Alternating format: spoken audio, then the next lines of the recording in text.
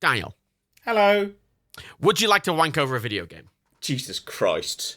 You don't get to do the intro next month. Is this your plan to get out of having to do the intro? If you just do it so badly this month, you're never going to be able to do it again. I opened Keymailer, and the first thing is like a fucking literally a wanker video game where it's clearly you're just meant to wank over it. Now, here's Well, the is it like interesting literally thing. wanking simulator or a game that is supposed to... It's clearly a porn game. It's Lust from Beyond, which I keep getting emails about, which is always like, I've you had can play it on so Twitch. many emails about that, yeah. Oh, so many. And it's always like, play it on Twitch. It's like, you can't, it's porn. So, here's the deal. Yeah, I'd love a code. I have sent, because Matt's about to take 2 weeks off. Like, it's supposed to have been Monday. He's taking them off fucking at the end of this week. Matt's Actually, it was 2 supposed to be weeks off. It was actually supposed to be last Wednesday, but... Yeah, whatever. It's supposed to be 2 weeks off, right? So Matt's taking 2 weeks off. So I've already started pre-recording some videos for when he gets back to edit. One of which is legitimately just a porn game. And I've delved into this field a little bit. They're odd. They seem to Is forget this the about Valentine's Day PodCats? Is that what we're doing? A bit late? Oh yeah, happy Valentine's Day, Happy everyone. Let's talk Valentine's about Day, wanking. everybody. We're going to spend the hi to next those people who hour are and a watching this half in talking March. about weird wanking games. What did you get as a Valentine's present, John? I'm not going to ask Matt. There's no point, is there? Okay, this is going to sound weird. Oh, here we go. Mine's gonna sound weirder, John, I assure you. Oh yeah, shit! I forgot that. I didn't actually do anything for Valentine's Day because my family were visiting. Oh, on Valentine's Day. Yeah, which is an odd day, but apparently it's like it's UK half term or something at the moment, so my nieces and nephews were available. They're normally very busy. But it sounds kind of weird when you say, "Oh yeah, I had my whole family over, including all my nieces and nephews for Valentine's Day." Okay, that do you want to hear sounds something weird. You know what I got for Valentine's But Day, we just John? went out for a pizza. It was nice, like an that actual sounds pizza, nice. not like a Prince Andrew pizza. John, I got something for Valentine's Day. I need you to know this. Okay, Right. What you got given something for Valentine's Day? Yes. Was it I got anonymous? sent no. I got sent normal actual flowers by Daniel. That started off so nice and then became so disappointing so fast. I know. Imagine were the normal- disappointment of receiving nice flowers on Valentine's Day, and it turns They're not out even they're from joke Tan. flowers. They're just flowers. I bought Matt a peace lily to celebrate the 15th anniversary of Hot Fuzz, which is Valentine's Day. Did that come out on Valentine's Day? Didn't know that. Yeah. It's an odd day to have released that. Yeah, well, Cloverfield came out on Valentine's Day as well. It's a good day for good films. I mean, if there's going to be films I like. one entry in the Cornetto trilogy, I'd have thought you might release on Valentine's Day. I'd have gone for Shaun of the Dead. That's the one with the most romance in it. The thing is, though, right, it's in a nice part. It's not like I can look sad on a train with it during an interesting montage. It's just a nice plant. Yeah. You've got, there is nothing alive in your house. There's nothing alive. No, not even you. There's established him, this. hopefully. Not If even it hasn't you. caught Me. fire. No, but there's a reason for that, because I can guarantee to you, no matter how hard I try, that plant will be dead within a month. Oh, Claire's Well, I the was same. like- Claire kills everything green that comes near her. I thought it would be something to do when you got your time off. I just thought, it's a day for celebrating love, and love comes in different forms. And Matt makes my life easier, and he's all right. It's a form of love there. Oh, that was Yeah, see, really but sweet. but Is that's there a the thing, punchline where you're about to be a twat? No. Oh, No, that's the even thing. better. It's weird. It's weirdly nice, and also it's So weird now for you're me, suspicious a there's like a single bomb man. in the pot or something. Well, I'm not suspicious as the bottom of the pot, but it is a bit. I was like, I got your Valentine's Day gift, and I'm like, what the fuck? And then it's just, I went to get it because I wasn't in. I had to go down to the fucking collections place. And they're like, what is it? And I'm like, no. And he just fucking comes out with this fucking box of flowers, and I'm like, what the? Oh, but now He's like, now oh. they think you got a secret admirer. We're like, oh, flowers on Valentine's Day, and I'm like, oh god. Look, frankly, the relationship between like- me and you, Daniel, is already weird enough. Like, I sent you a PS5 last month. You still sent me a PS5, you twat. Oh, fine, I'll get you one. Jesus, I know a guy. He's called Mr. Sony.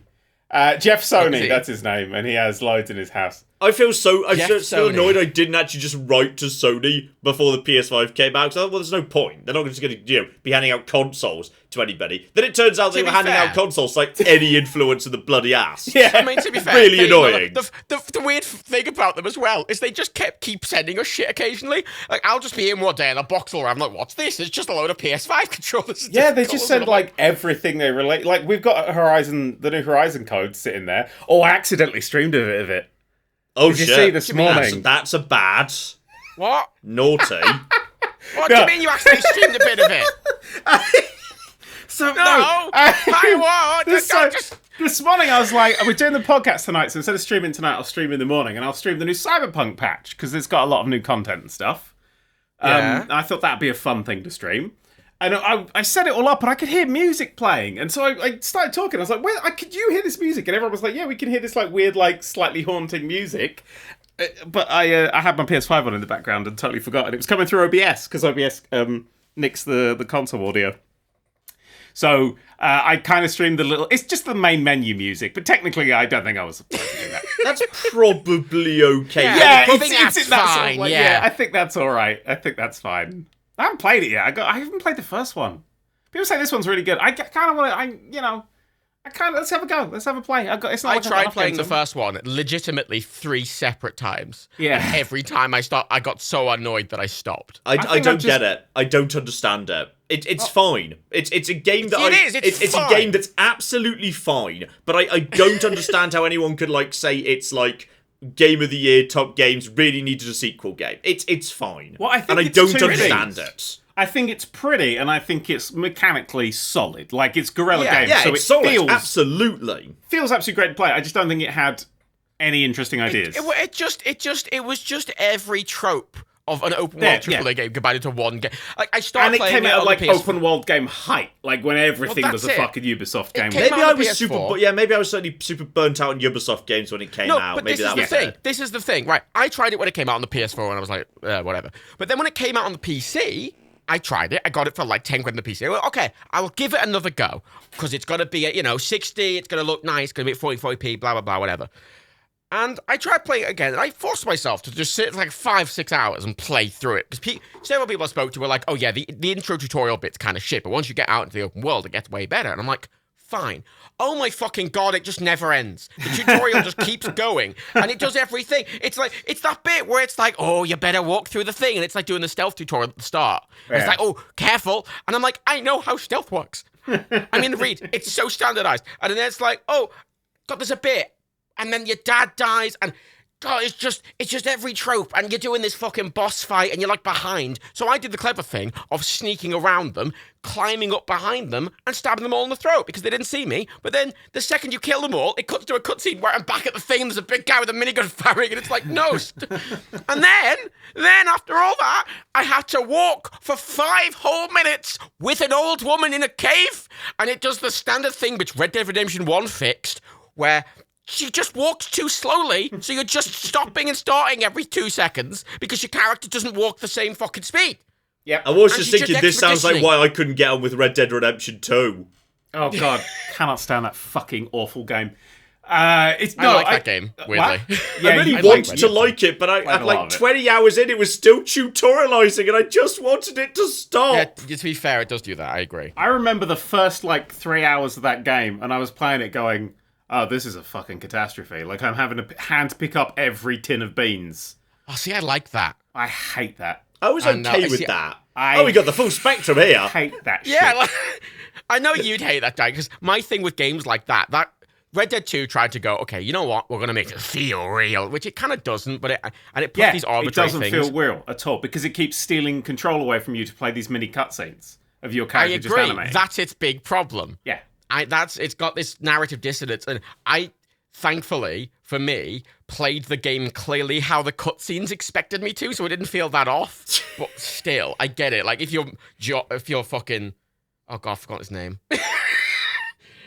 Sorry, John? You forgot John's Arthur. name? Arthur. No, Still Arthur here. Morgan. I forgot. Arthur Morgan. Yeah. What? I know he's not contributing much to this podcast, but he's still here. No, Arthur Morgan, and he just, if you're going around killing loads of people, and in a cutscene he's like, oh, better save this person, and it's Sad like, what? duck. Yeah, and I'm like, what? But I didn't go around killing everyone. I was nice, John. John Voss. I was nice, Arthur Morgan. I'd be terrible in the Wild West. Don't let me in the Wild West. I will say, by the way, I think Red Dead 2's online is really good quality if it wasn't for the fact that it was... Very hacked. All the time. Microtransaction hellhole with no content. Oh, well, And everyone's constantly cheating. Well, I've never found cheaters in there, and I've also, weirdly, microtransaction-wise, part of the problem with it is there's not enough content. It's not like GTA where they can add like 70 billion things. It's like, here's a white horse. Like, what the fuck can you add? So I never once in that game got microtransactions, and I own everything.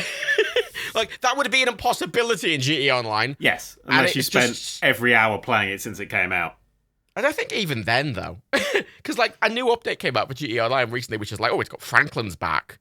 And it's got thing. And you know what? I went on to have a look, because I'm always curious just to see what it is. Yeah. And it's like, you need to buy another office. It's like, I own 7! Why do I need a 8th? Franklin doesn't like those 7. Yeah, and he's like, we need a base of operations that has a car park. And I'm like, I own 5 bunkers!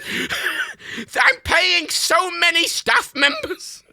I mean, it is a 9-year-old game as well. I'm not interested in new content for it. No, it's not. Same, They're about to relaunch it. Isn't it coming out like next week again or something? Probably. They keep relaunching Skyrim, but doesn't make it a new game.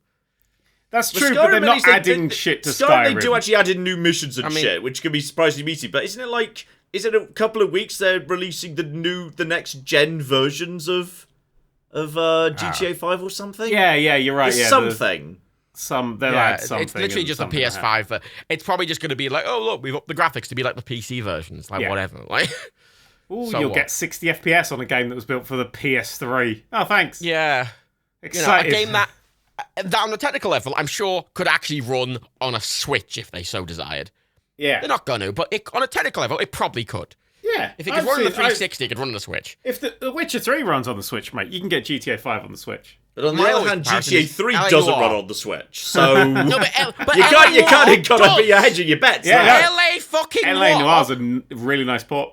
Beautiful port, and it's like everything, especially when you talk about Rockstar games, like you can't run that on the Switch, like LA Noir, Dying Light.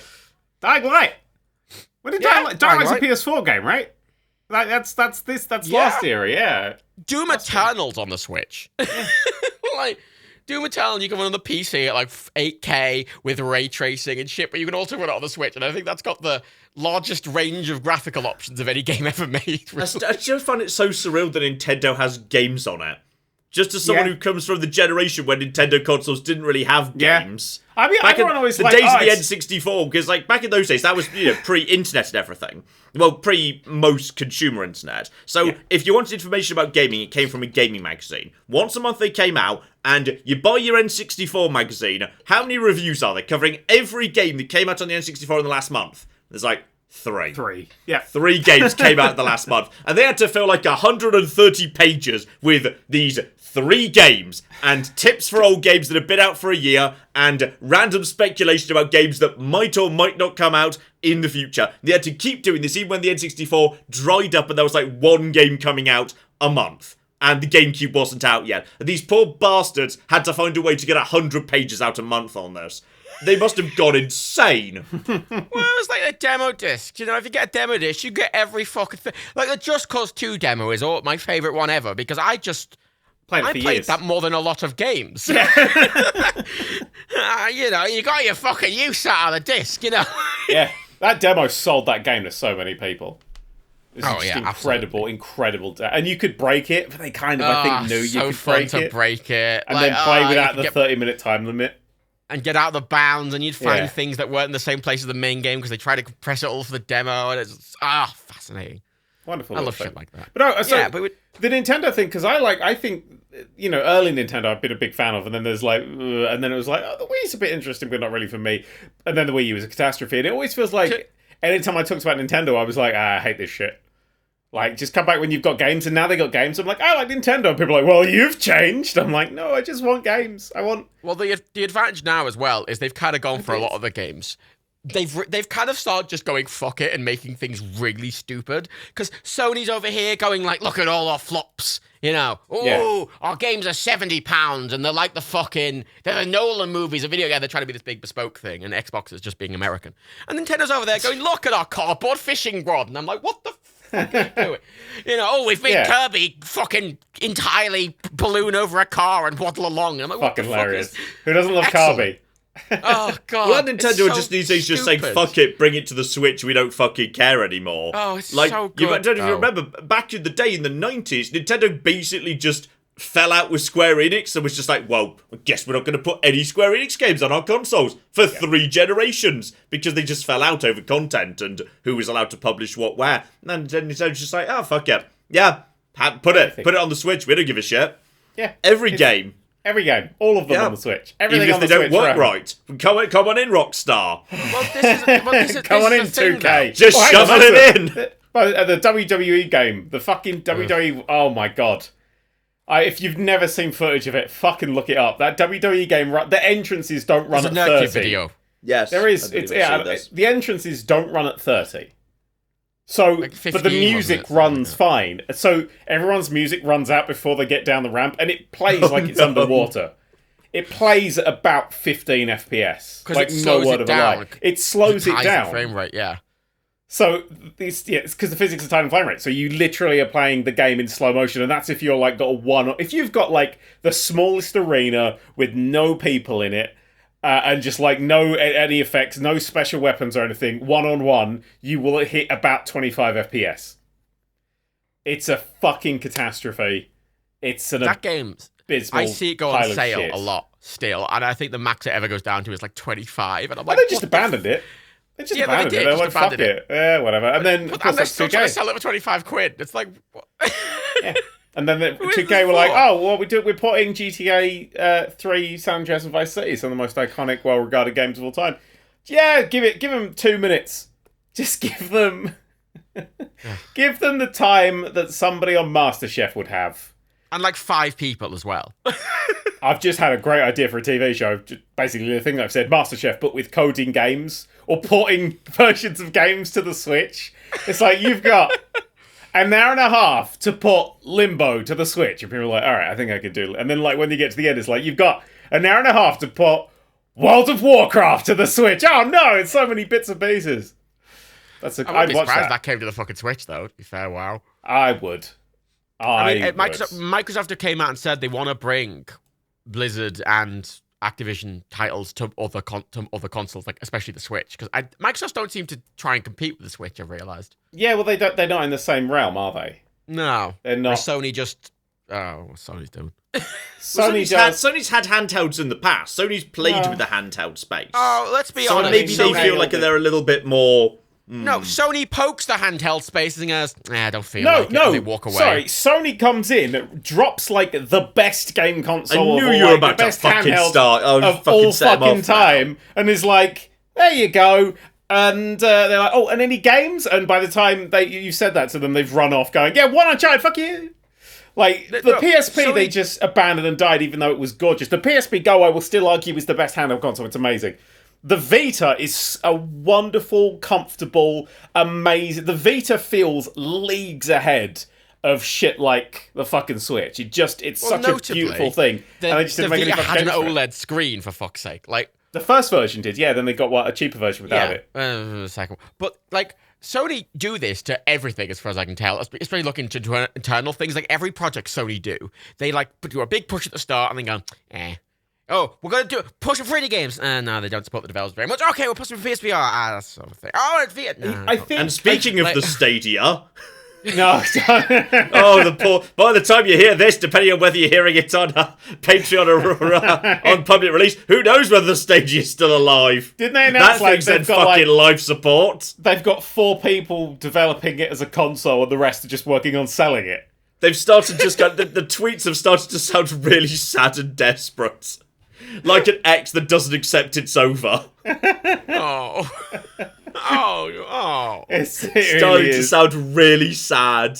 Who would have possibly seen that fail? Oh, I know. It really is. Everyone. I once worked in an office, where because I was at a head office when I didn't work at head office. I worked in a satellite office. I was at the head office for trading, and everyone stood up and went into meeting rooms. And I was just left sitting in this massive floor by myself because everyone had just forgotten I was going to be there, so no one was assigned to meeting rooms. And I could see everyone looking very sad. Then some people started to cry in all the meeting rooms. I was like, okay, something really bad's happening, and I don't know what it is. And I feel like the person doing the Stadia Twitter is me right there. They can see people crying in the meeting rooms, but they're not sure quite how bad it is yet.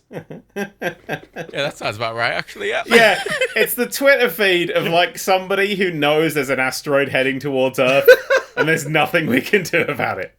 I mean, that was a show recently, wasn't it? A Or movie. Oh, it's been like Look 1,000 up. things. Or Yeah. Don't look up. Look up. Don't look Yeah, up. Sorry, I got that completely backwards. Did you see that Zuckerberg wants?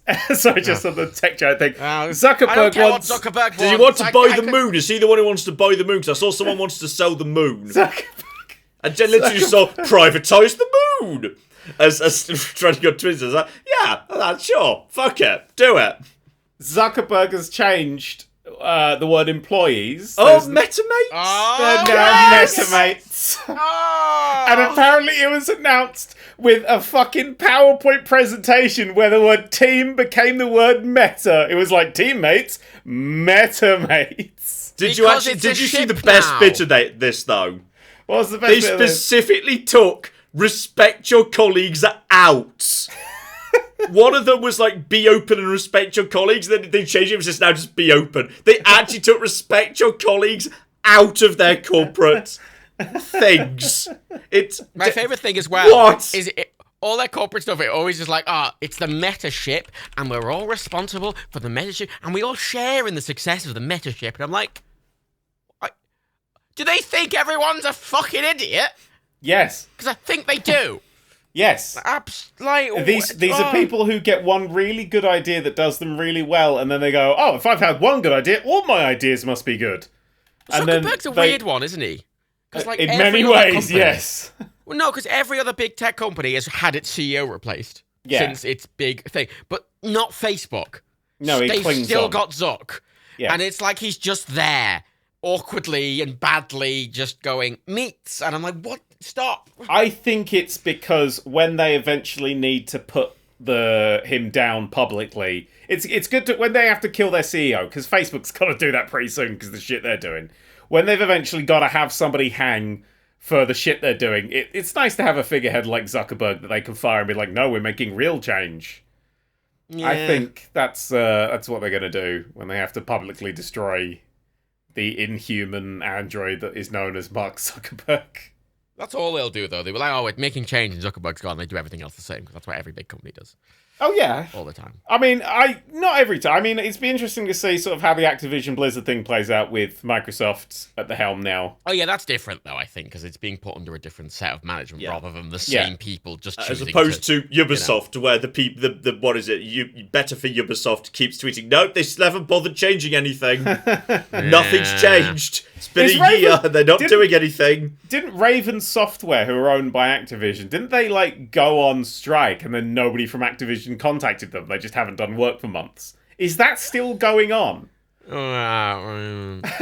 That was a thing. I wasn't surprised. I mean, maybe not. Maybe now, because it seems that Xbox are gonna, bring the studios back and all that shit. But like, Yeah, they bought them. This fucking Sony Raven bought Software, Bungie. It's been a month, isn't it? Okay, actually, no. I think they might have come back because they tweeted on February. They've been tweeting. They've been tweeting like we're looking into patch notes and we're patching this because they're doing. So there must be someone working there. Yeah, maybe they came back after Microsoft bought them out and was like, yeah, we'll actually listen to you. Because fucking Bobby Kotick, scum of the earth, won't. Oh my god, they got a Trello board.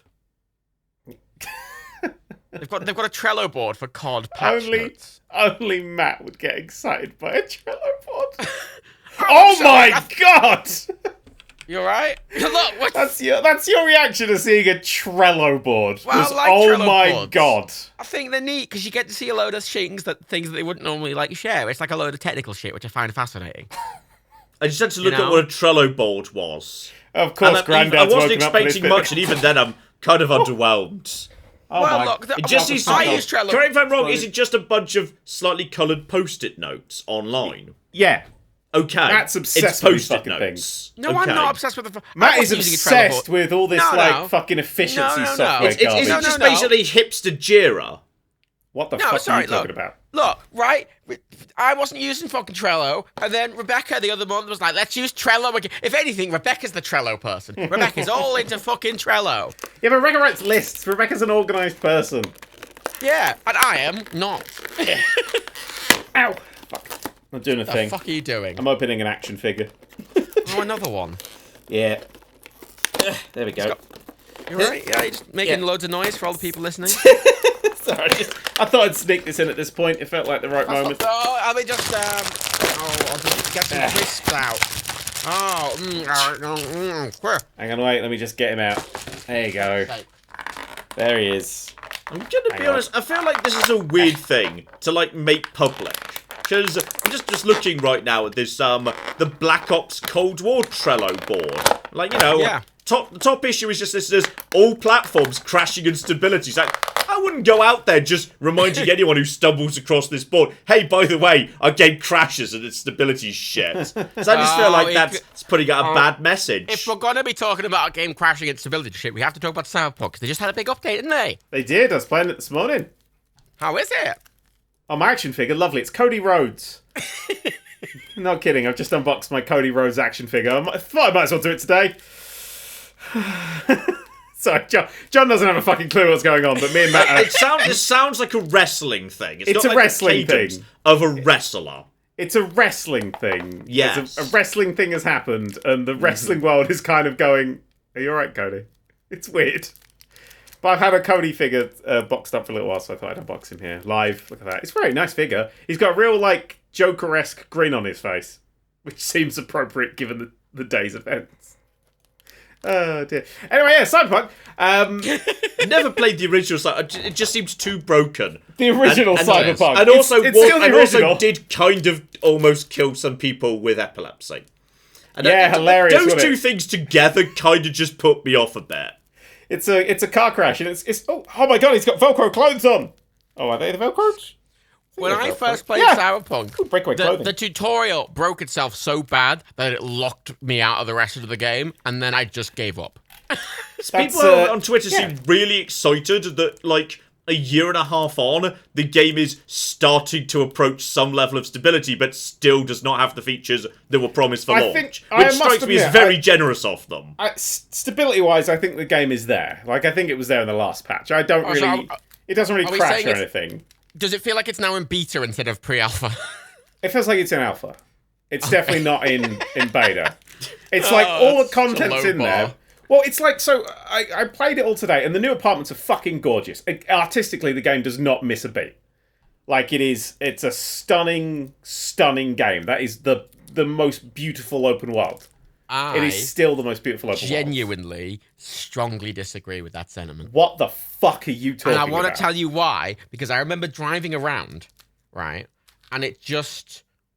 that I went into, like, an alleyway, and all the walls and the floor were just this really clean thing, and there was no texture or dirt to anything. And Oh my everything god, what are you fucking playing it on? This was the fucking... But this is the thing. A lot of places, it's really detailed, and a lot of the places, there's nothing. Yeah. There's nothing. It looks like it's unfinished. It's got and, you know, gaps in it. I'm not going to fucking lie, but the actual... You're going up a ramp on a road, and the ramp is made of these flat fucking sections, and you can see all the, like GTA San Andreas was, and all the turns of this, and all the cars are stopping in the middle of the fucking road and spinning over each other. I'm like, oh. Okay, I'm just going to say this. The first thing I did when I booted up the game today, was because I finished it where I finished my video, so I was still up on the monorail, but they'd taken away all your skills, so I just kept falling off and dying, which was fun. And then I managed to put all my skills back in, which took a good long while because the game, I have all of them because the game glitched out and gave me way too many levels at one point for some reason. But then I immediately saw somebody floating in the sky. Just over in the distance. Just a man in the sky. Beautiful just having a hover. cyberpunk future where we can all fly. Beautiful. Yeah. And you're just like, yeah, okay. And then after driving for a little while, I found a road you can't drive down. What, Invisible Wall? Real classic? It's like there's an invisible rectangle just on the road. So I tried to drive in the road and I couldn't. Like an invisible speed bump, but Like- a really aggressive one. Like an invisible block just sitting in the middle of this one road. But Apparently if you got there's- out, could you walk down the road? Yes, if you got out, you could walk down the road. So apparently there is a mission on that road where it gets like a police blockade there. But I was not playing that mission, and there was nothing there. But I could walk down the road, and other cars could drive down that road.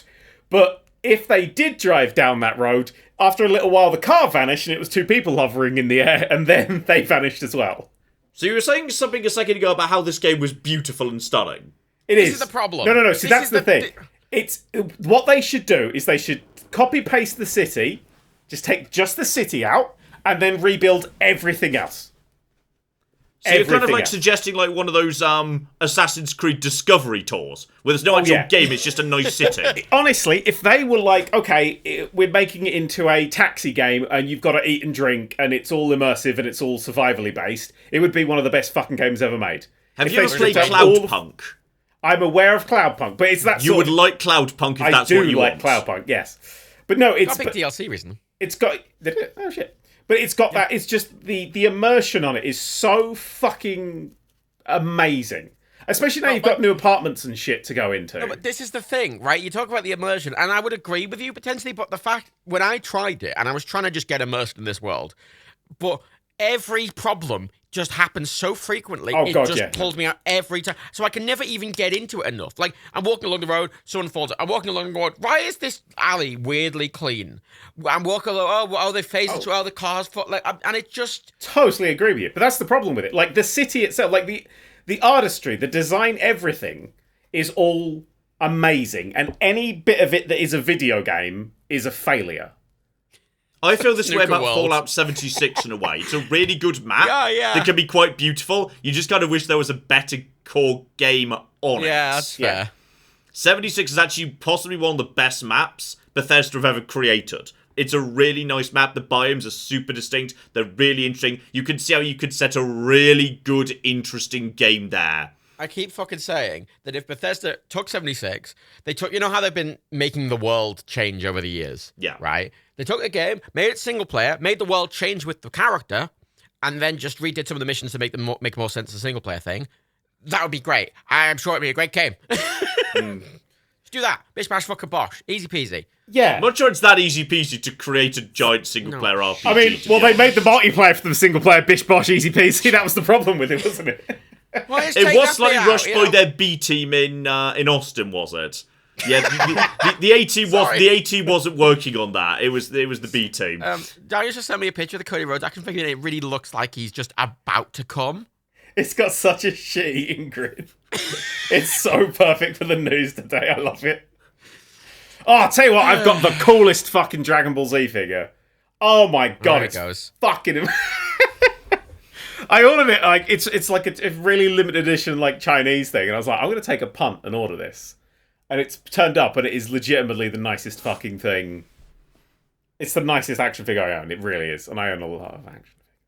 I got don't a own piece, that Lily. many, but occasionally I get sent them by video game publishers, and I never know what to do with them. Well, action figures? Glass case, mate. Well, okay. What's the correct term for one of those little, like, you know, diorama statuette things you get with collector's editions? It's not really an action Statuette. figure. Yeah, statue Yeah, but it's Statuette. like it's got a little like bit of scenery around it too, so it's not just the Statuette. statue. Yeah, I just call them Maybe- statuettes. Statuette, fine. I got sent one of them for Dying Light 2. I was like, thanks. Oh shit, if you don't want it, I'll have it.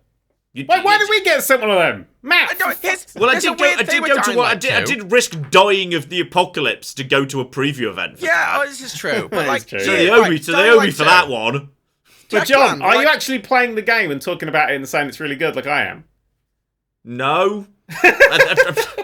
I played it once, said, yeah, this is alright. Played it, said, Dying yeah, Light this is 2 fine. Then I did a kept stream and sending said, us shit. then I said this is a stream and said I don't really care about the campaign, but it's a good pissing about game. So it's a solid Ubisoft open world pissing about game where you just wander around pissing about, and it's really good yeah. at that. Yeah, it's very good at that. I'm having a I great don't, I time. don't give a shit about what's going on in the campaign. I'm just completely ignoring whatever's going on in the story. I Just will like, also yep, say, wander around. I It's will great. say, it on the topic earlier of really long prologues, to get into the actual like main area took me about 16 hours.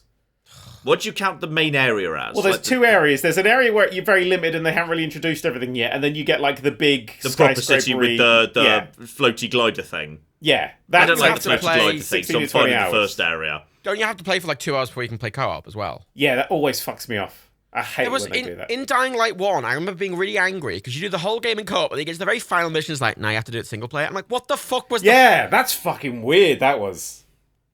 Like, yeah, you go through this, you go through this 50-hour campaign almost with another person, and then only the last mission. Yeah, which I did. I played that game co-op. Me and Rebecca are playing Dying Light 2. We're having a good time. It's weird. Why make a co-op game that's so heavily co-op and then just be like, nah, for like a bit of it? Yeah. Like, I get, on a technical sense, it might be difficult to make it work, but like, you built your game around it. Yeah. It's weird that it's weird to, yeah, especially the last mission. It's so fucking strange. It's literally like, you're like, chase the guy, wait, you're gonna have to split up. You two don't need to to do this together. And I'm like, but we've done everything together. We'd actually like built our like characters up to complement each other's skills and weaknesses and stuff. It's like, no. Yeah, no, now do a QTE for fucking 5 minutes. It's like, what the I just kind of like the where we are right now is, in the games there's like, oh yeah, here's Cyberpunk, it's, now on the next generation consoles, it's beautiful. Here's Dying Light 2, the city's gorgeous. Here's God of War on PC, it runs so much better. I'm like, Then Nintendo's just Pokémon. Like, here's a horrible, brown, low resolution, you can only see 20 feet in front of you game where we've just released some Pokemon sprites, look like they're from the GameCube, into this brown, horrible, lumpy world. It's like, yes, hook it up to my fucking veins. Give me more. Honestly, give me more DLC. Keep releasing these forever. This is something I really respect about Nintendo, in that they've just kind of went, fuck it, we're going to make really good quality, like, gameplay experiences, even if they look a bit shit, because that's the point. And I think this is the biggest ratio they've ever had between look shit versus good gameplay.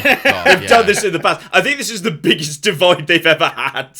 I honestly can't think of a game that came out that ugly since, like, the 90s. I mean, you can say there are games that, like, look very basic by design, which lots of games do, because they're deliberately designed to look retro, which I think you can't, therefore... There's the ugly. Mm-hmm. It's art style. Like, a game with that art style, nothing. A game trying to do that... Like, the grass is, like, realistic, but the trees are, like, those weird fucking... It's a series of flat textures, just like arranged like a Connects thing. Yeah, why does everything have a Connects? Everything's got like a fucking purple light on it.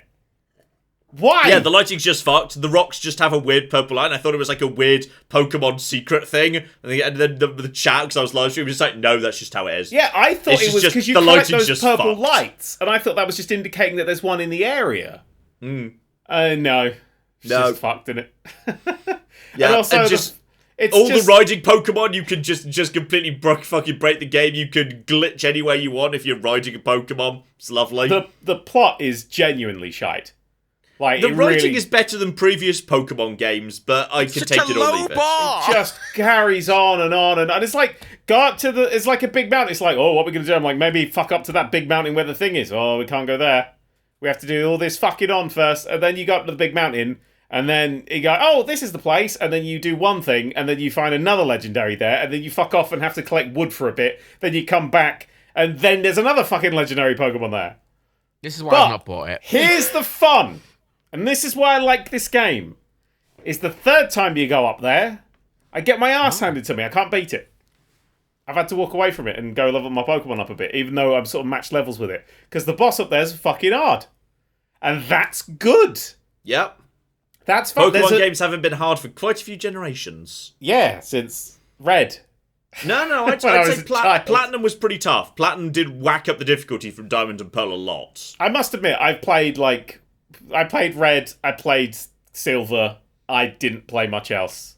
And then I kind of dipped back in and out again, and I'm like, oh yeah, but then I kind of give up and I never finish it. I'm going to finish this one, because it's fun gameplay. Yeah. I finished Sword and Shield. Sword and Shield were fun. They weren't difficult, but they were fun. I finished Sword and Shield as well, and I enjoyed the open worldy bits. I was like, finally, actually... Because I played Let's Go Pikachu. Yeah. And I thought Let's Go Pikachu was a really good fucking game. because you actually see the Pokemon when you're in the world. Yep. And so that's really fun. And then it just feels like they're finally like, oh, you actually want to play the game. Like, Pokemon Arceus is, I said, it's kind of how I imagined what my character was doing in Pokemon Red. Because on a Game Boy, you have to throw in a little bit of imagination, kind of like, oh, I'm doing these things and I'm doing this. You know, you work under the assumption that what's really happening isn't that Pallet Town is located 45 seconds from Viridian City at a light pace. Yeah, you kind of have to assume you're seeing a somehow magic scaled down version of the worlds. Yes, which is fine. You know, the game takes 512 kilobytes. Like, fucking fine, mate. 512 kilobytes in Japan, a megabyte in this country. Because of the English translation. There's a fact. But it's a megabyte. All of that shit, all 150 Pokemon, however many moves, all the fucking places, the music, the sound effects, the the abilities, the gym leaders, the story, the puzzles, the everything. All of that is 1 megabyte. I've always held that, relative to the technology on which they are running, the first 2 generations of Pokemon are possibly the most impressive achievements in all of gaming history. Yes. They ran the original fucking Game Boy. All that you got in those games is a miracle. Yes. It genuinely is. And it I think, really raised the bar. And that's why Pokemon's so popular, because they really fucking nailed the first one. Yeah.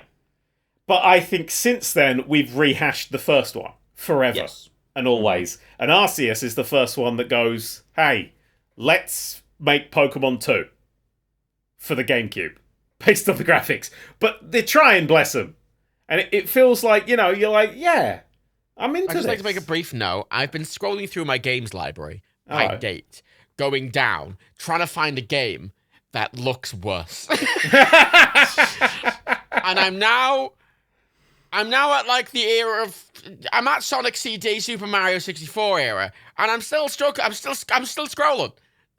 I mean, I think if you get into that sort of blocky PlayStation 1 wobbly texture Tomb Raider, that's at least charming. Well, it's not. It's technical limitations that we've registered as nostalgic that makes it charming.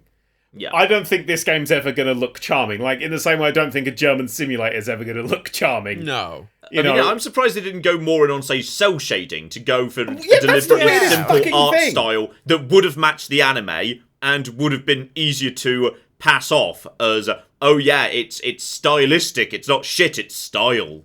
Yeah. I'm surprised they didn't go for an anime style look. It's weird that the Pokemon are also plastic, but the world's got the slight realistic thing to it. I don't really trust. See, here's the thing. I wasn't into Pokemon when I was younger. I didn't play any of the games. The first Pokemon game that's because you weren't born when the first one came out. That's true. Oh my... What? Yeah, but I still never played it when I was even a kid. Like, there's every different version of Pokemon. I never got into it. Wait, what was the first Pokemon to come out after you were born? Pokemon release. Oh god, this is going to upset us, isn't it, John? This is really upsetting. Yeah, sorry, you say that like I'm 12. My co-writer was born between Toy Story 2 and 3. Like, I mean, I was born before the first Pokemon game, so just that red and green. No, several years, in fact. All right, you weren't okay. You just weren't. Okay, fine. We'll set up little copies of red and blue on your mobile above your crib. Whatever. Okay, here's the point, right? Crib. I was a toddler. The point is, the first one I properly tried was when I got a Switch.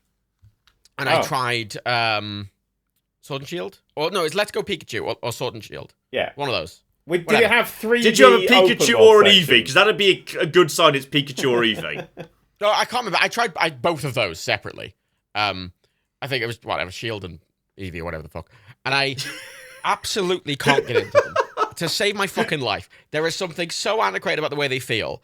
And how they are never changing. And I was curious about Arceus because it felt like the first one to do it. But Game Freak is still just like... It feels like they're just kind of milking it rather than trying to make a really good game. Well, I feel like... Yeah, Arceus has a bit of that. But it's also finally doing some of the things that we've wanted it to do for fucking ages. It's just I've already spent £100 on 2 Pokemon games that I didn't like. And I want to be played a third time. Like, I don't like Pokemon. I like the concept. I like Pokemon Go. It's just like, here's a Pokemon. I'm like, oh, that's cool.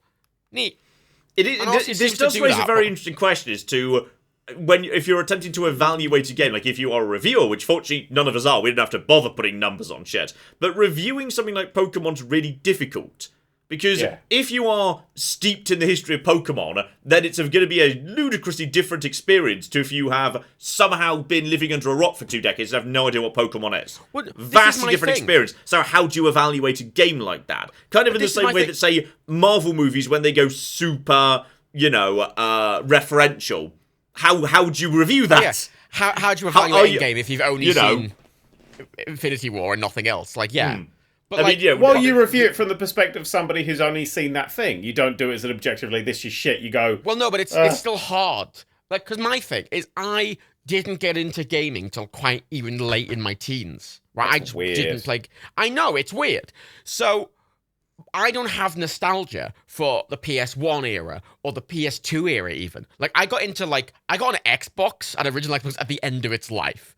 Like, that was when I got into gaming. And... So I don't have the nostalgia for Pokemon. I don't have the nostalgia for PS1 graphics, but I still find them charming in a weird way. And it's just, especially since I've got a Nintendo console, I never had a DS and I never had a Game Boy or anything. And having the Switch that's letting me experience a lot of these older classics or, kind of reimaginings of the classic now when loads of people are really nostalgic for them. And I go into it and...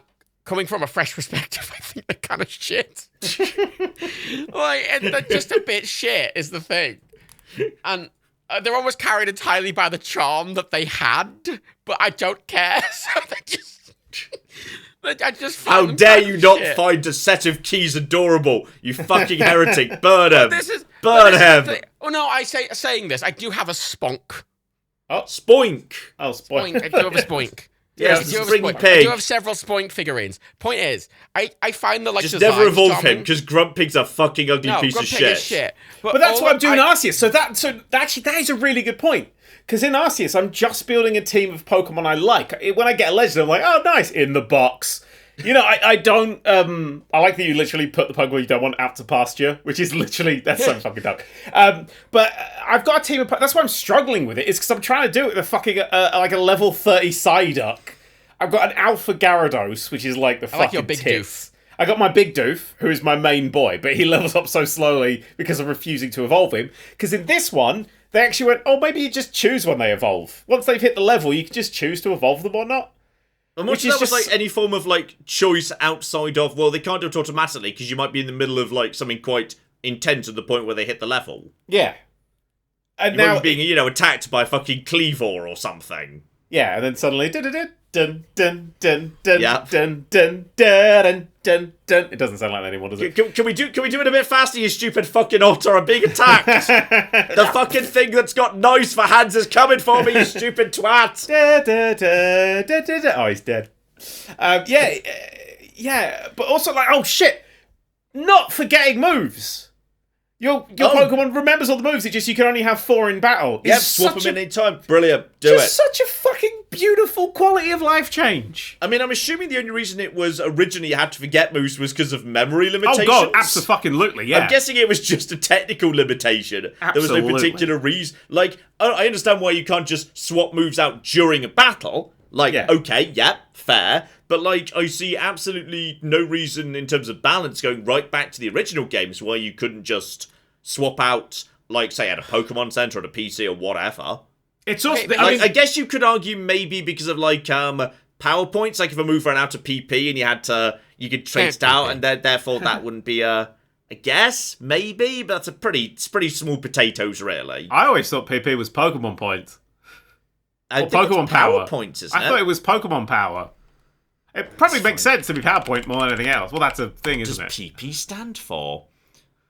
What PP. The Paradox Paradox. Available now on Unbound. PowerPoint. It is short for PowerPoint. Yeah. Oh, okay, there you go. It's also apparently PP in Japanese, so apparently it works in Japanese too. Ah.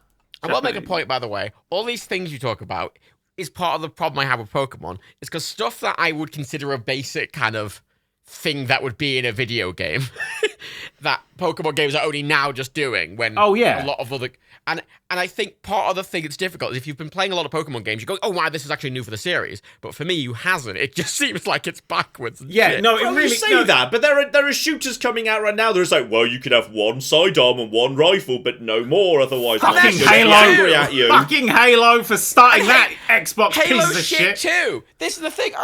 Because what I've been doing that stream series, at least I was until I got ill, like a year ago, where I was going through old games. I was going through all of them.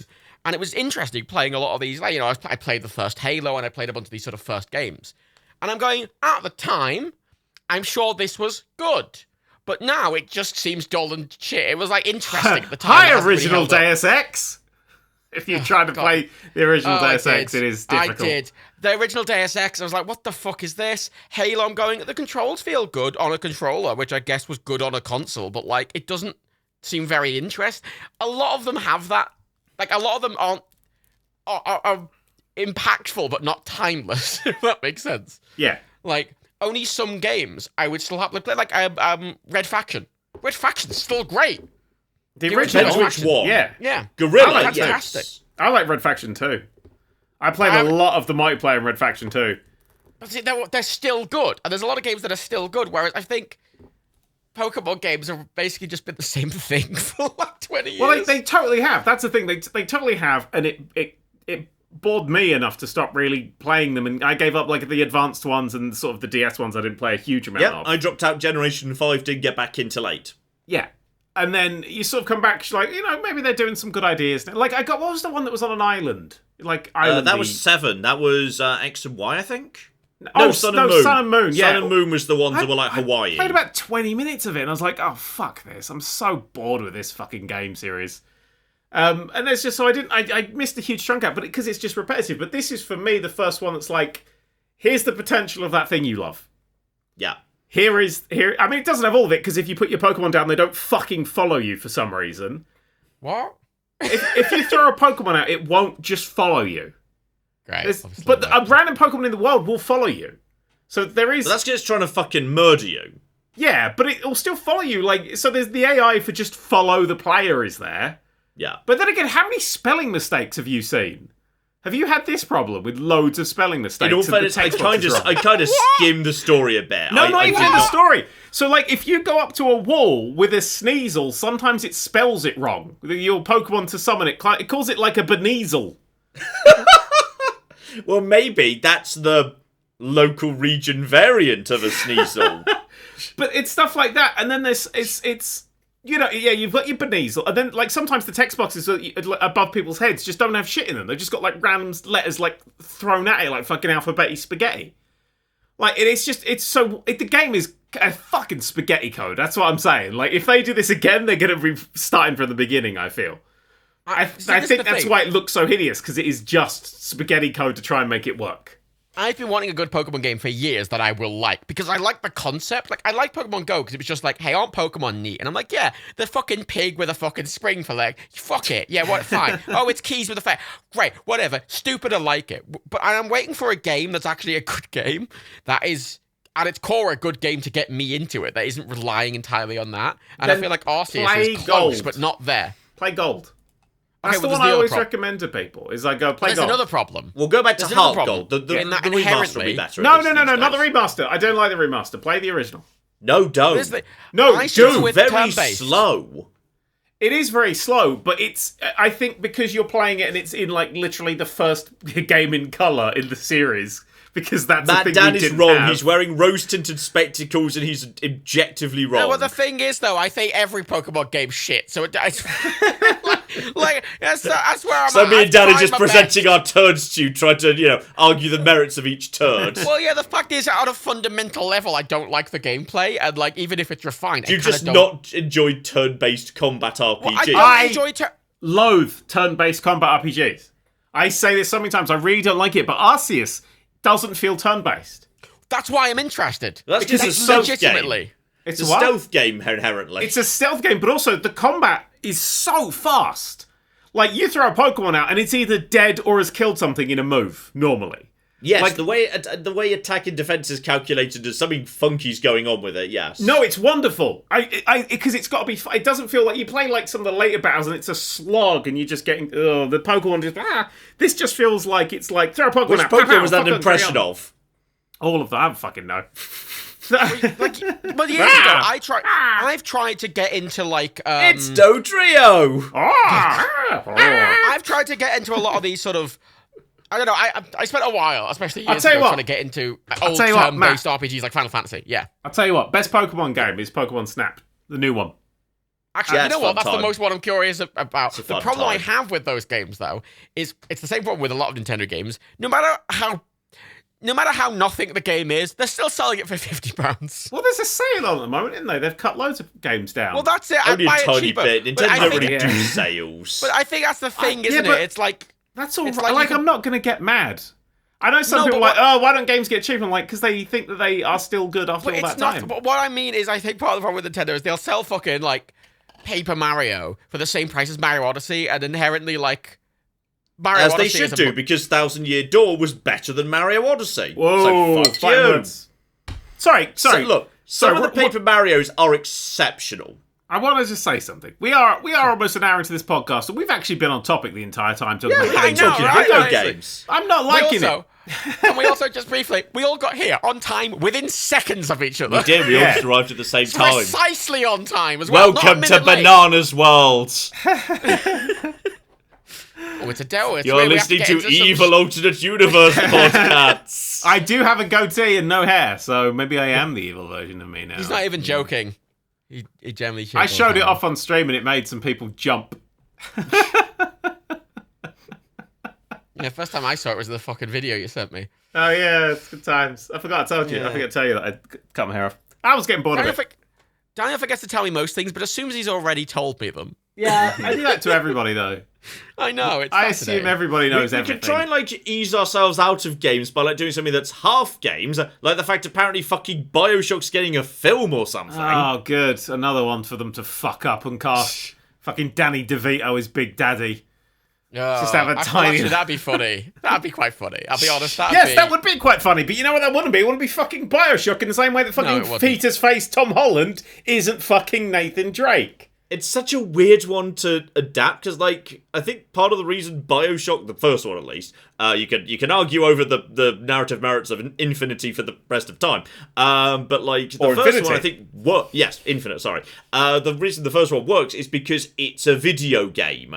Yeah. Do the thing you're being told to do without realizing you're being told to do it, and part of the gameplay mechanics and quest market is part of the narrative, and that's very clever, but that doesn't work if it's not a game anymore. You couldn't turn fucking what was it? The Desert Murder Simulator. The Desert Spec Murder Ops- Simulator. Spec Ops Desert The Bus Line. VR. yeah.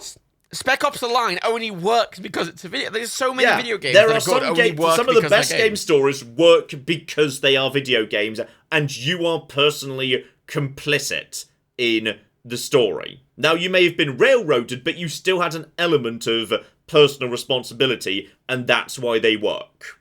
And Spec Ops and Bioshock are like that, and you'd lose the whole point if you take that away.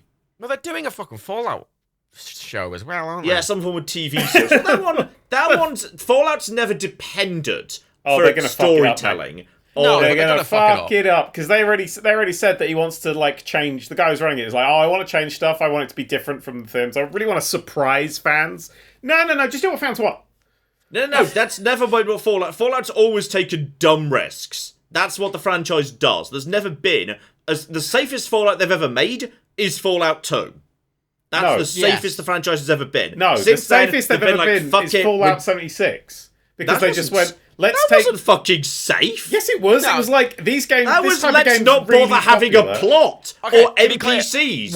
we are talking creatively safe, not marketability Marketably safe. safe, yeah. No, Fallout fucking 76 is like, yeah, this will print money. We don't even have to bother writing all the Yeah, bits but that's for it. Well, creatively, 2 is just like it doesn't do anything interesting new compared to 1. Really, like Yeah. it's just the same thing. But 3, big 3D. New Vegas was like, what if we do lots of interesting story bits? 4 was like, let's change everything and make it interesting. interesting out of the building. Let's And it's significantly streamline the gameplay function and make it actually a competent shooter that can stack up to other stuff that's out in 2015. Yeah, every single one has done something kind of different, and they're all strong in their own rights. Whereas 2 just sort of is 2 is just one but more.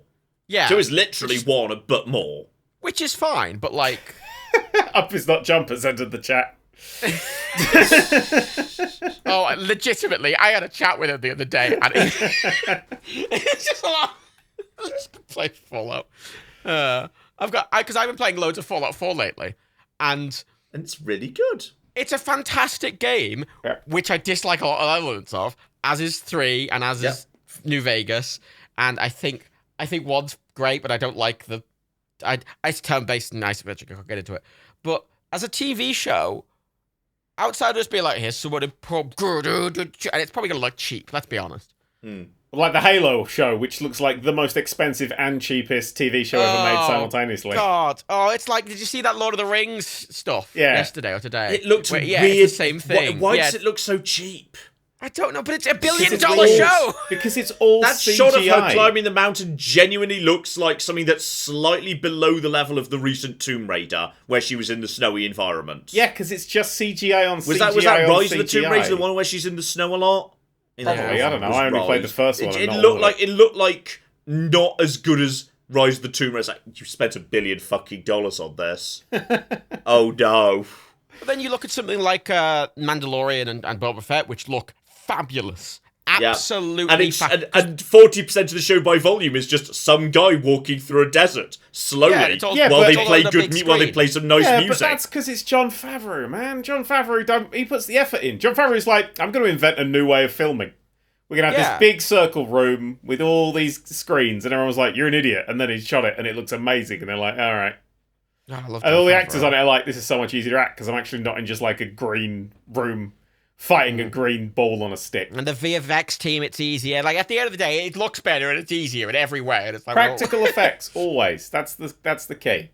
Yeah, coming next in Star Wars, man walks through the desert slowly. And I'm not even joking, because Kenobi's up next. Yeah. The Obi-Wan Kenobi series is going to be 40% just Obi-Wan Kenobi walking slowly through a desert while music plays. Of course it fucking is. Just like Boba Fett, just like Mandalorian. These new Star Wars TV shows are really enjoying. You know what's fun about the Boba How have Fett they got away show? 3 series in a row with the series just being 40% man walks across Tatooine slowly? Is Tatooine like the Spock of Why Star Wars? Why have they done really 3 is. series where man walks across Tatooine in a Genuinely row? is. Fuck off! Oh, if there's Fuck no Tatooine off. fans, I'm going to watch it. Oh, did you see Chris Pine and that lot are doing another? I think they've announced it. They've announced the fourth Star Trek. Who gives a fuck? But Futurama's coming back. That's a thing that happened this week. God. You know, right, like, I like new... So, Star Wars annoys me a bit, because Star Wars is supposed to be this, like, big, silly world, right? And don't say silly. The fans are in the comments now. Actually, according to Wikipedia. Genuinely, the best thing I like about these fucking new Star Wars shows, especially Boba Fett, where it's just like, there's loads of little robots. They feature every robot. There's just a gonk, fucking got, and it falls over and everyone laughs. Like, it's excellent. It's just stupid. And... anything, but it's all on fucking Tatooine. It's all in the desert. You have an entire universe of shit, and it is interesting that they introduced in the prequels. Hey, there's this entire planet that's nothing but a city, and it's like the cultural, political, and industrial center of the entire galaxy. And we saw it once, and no one ever bothered checking in on how that was doing afterwards. In one episode of Boba Fett, in one of them, it's got at the start, for like 5 minutes, it features this Actually, it's a bit like Halo. You know how like a big ring with like a star in the middle, basically, and all the things are on the interior of the ring, like a Dyson sphere, but just a ring. Yeah. One of them, and he's on one of them, and he's like, he does a fight in the underbelly of it, under it, on the outside. And there's just this fucking thing, and it falls into space. It's cool as shit. And then he goes to the desert. Back to the desert, walking slowly through the desert. Like some artist spent like 20 billion hours. Walking through the desert. Ba-ba-ba-bow. Yeah, it's just fucking... But actually, one big thing about the new Boba Fett thing I really enjoyed, they made Jedi Fallen Order canon. Yeah. But was that Mandalorian? No! The Mandalorian made fucking Jedi Outcast canon. A lot of things, but the fucking weird Dark Trooper base. That's fucking Jedi Outcast. You just fucking made Jedi Outcast canon. You fucking mad bastard. In Boba Fett, they made the BB bot. The BB, what's his name? Not BB bot, B1. What was the little bot's name you had with you in Jedi Fallen Order? Mine was called Brian. What's his name? Fuck, it's not BB-8, BD, that's the fucking football bot. BD1. Or BD5 or whatever. It's got one of those droids like about. It's like, oh, here's a fucking thing from the prequels, and we're gonna hot rod it, and here's a fucking. I think Jon Favreau just really is just enjoying just shoving in all the video game Star Wars stuff. He's just really into the video game Star Wars. And the cartoons, apparently, because a character turned up and I went, who the fuck's he in a ghoul? It's like he's been in like 5 different Star Wars cartoons. And it just seems to be his excuse to make everything canon. How do you not know Bluntby Hacksaw, you fucking fashion? He was in really 2.5 episodes of Star Wars Rebels.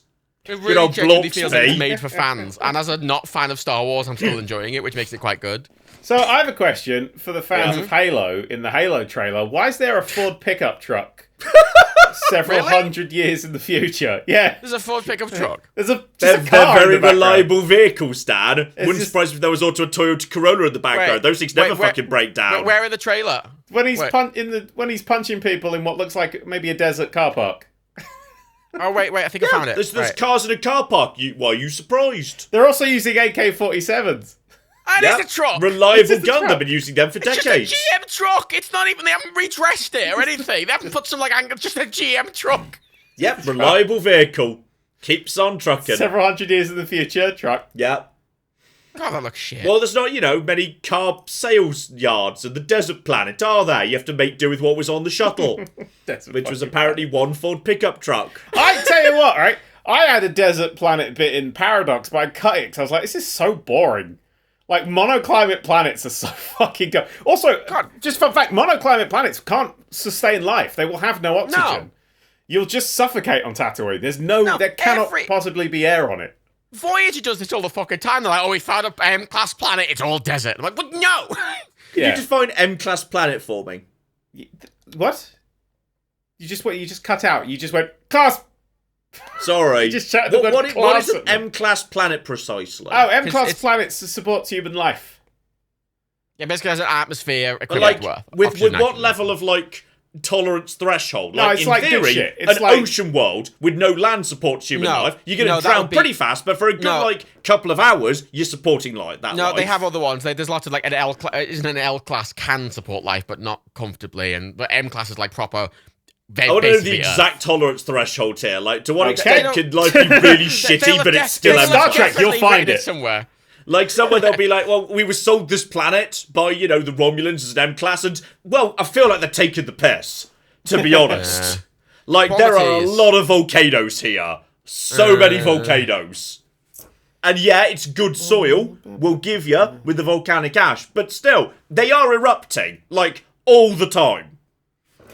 The Federation standards a system of planetary classification. A Class M planet or moon was considered to be suitable for humanoid life by the mid-24th century. Thousands of M-class planets have been charted, blah, blah, blah. World's first choice, blah, blah, blah. Come on, where's the actual stats?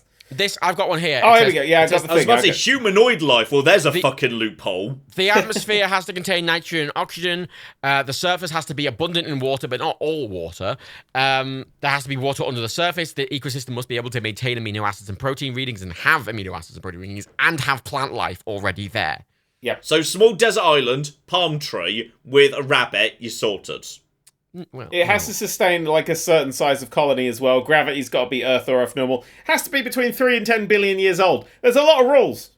Okay, that gravity thing's a bit harsh. I'd have thought there'd be a bit of tolerance there for some slight variance. Well, they give it a different classification. That's why you have multiple classifications. Well, yeah, but if you're too specific, nothing's going to be class M. Loads of things are class. How many class M planets? There's 60 billion. Well, it feels if they're that specific, there shouldn't be that many at all. Lots should have to be just M minus. Our galaxy's big. Or L. Oh, shit. But everyone, it's we found M-class planet. It's all a forest. Was there ever an episode of Star Trek where it was just entirely an argument in court over the contract law because someone was sold a class M planet, but it feels it actually should have been an L? Yep, Enterprise Series 2, Episode 5. I don't know whether you're taking the piss or not. No, the thing is, though, there are several episodes. There's one episode that is entirely inheritance law. That feels fun. Yeah, love it. It's a Ferengi just I love boring shit. I love boring shit. Give me an episode of boring shit. But no, it's better than that, because it's boring shit being done by competent people.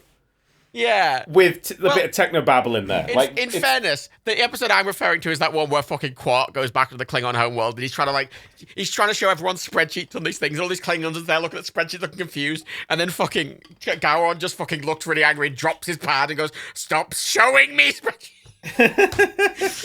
That's like I feel like I wouldn't do so well on the Klingon homeworld myself, actually. No, Quark is fucking great. He's a little Ferengi boy being like, "Oh, look at these expense sheets." I feel like I'd be happy being a Ferengi, yeah. No, you'd be something boring like a Bajoran. No. Not one of the terroristy ones, just one of those ones that rolled over for the Cardassians. That's you, John. That's you in a fucking nutshell, mate. Yeah, I think it's going to be something more boring. Matt's going to be like that irritating kid in Deep Space Nine that made everybody sing that song and do the hopscotch that's sort of like an ethereal being alien. Oh, well, fucking, what was it? It's a... Oh, God, fuck, what's the name of the game? It. I can't, I'm not going to sing the song because it would just... Shut up, no, I don't in my head! I think that, like, Matt thinks he's Odo, but he's actually Rom. I'm not Odo. I feel like, I like Rom as a character. Yeah. You know who I actually like as well? I've been watching Voyager. I'm up to season 7 now. I don't like 7 and 9, and actually really like Neelix. Neelix is great. 7? I'm rewatching Voyager. We started about the same time. I'm only on series 3. Yeah, I just have it on the background most of the time, just while I'm doing okay. I watch the episodes because I focus on television. Well, no, it's you've got ADHD. Yeah, and I actually have my little stim toys so I can watch it, and I'm just like spinning a thing or flicking a thing, and I'm like, I like Star Trek. I hope they talk about pylons. Oh. I watch I watch like 3 or 4 episodes a day or something like that. Cooking dinner, I'm eating dinner. I mean, I watch one. Doing some work in the background. I watch Voyager when I'm cooking dinner, and I watch The Simpsons when I need just to chill for 5 seconds. Yeah, that's fair. I've hit season 9 of The Simpsons though, so that's slowly running out of good episodes. Yeah, there you go. Yep. That's why. That's why I've been liking Star Trek. 10's still fine. 11's where you get into trouble. I mean, I have 1 to 10 on like DVD, and I'm like, I don't need any more. 9 and 10 peter off, and then after 10, it's all. Yeah, gone. 9 you can see the cracks starting to form. There's still the odd good episode as late as 12, but after that, you're really pushing. I think there's the odd good episode like even now. I think there's some episodes in the more modern stuff, because I occasionally dip in and watch like a random new episode, and some of them I found to be genuinely very funny.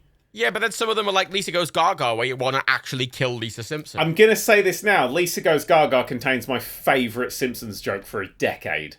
Oh, go on. It's a terrible episode with one of the best jokes.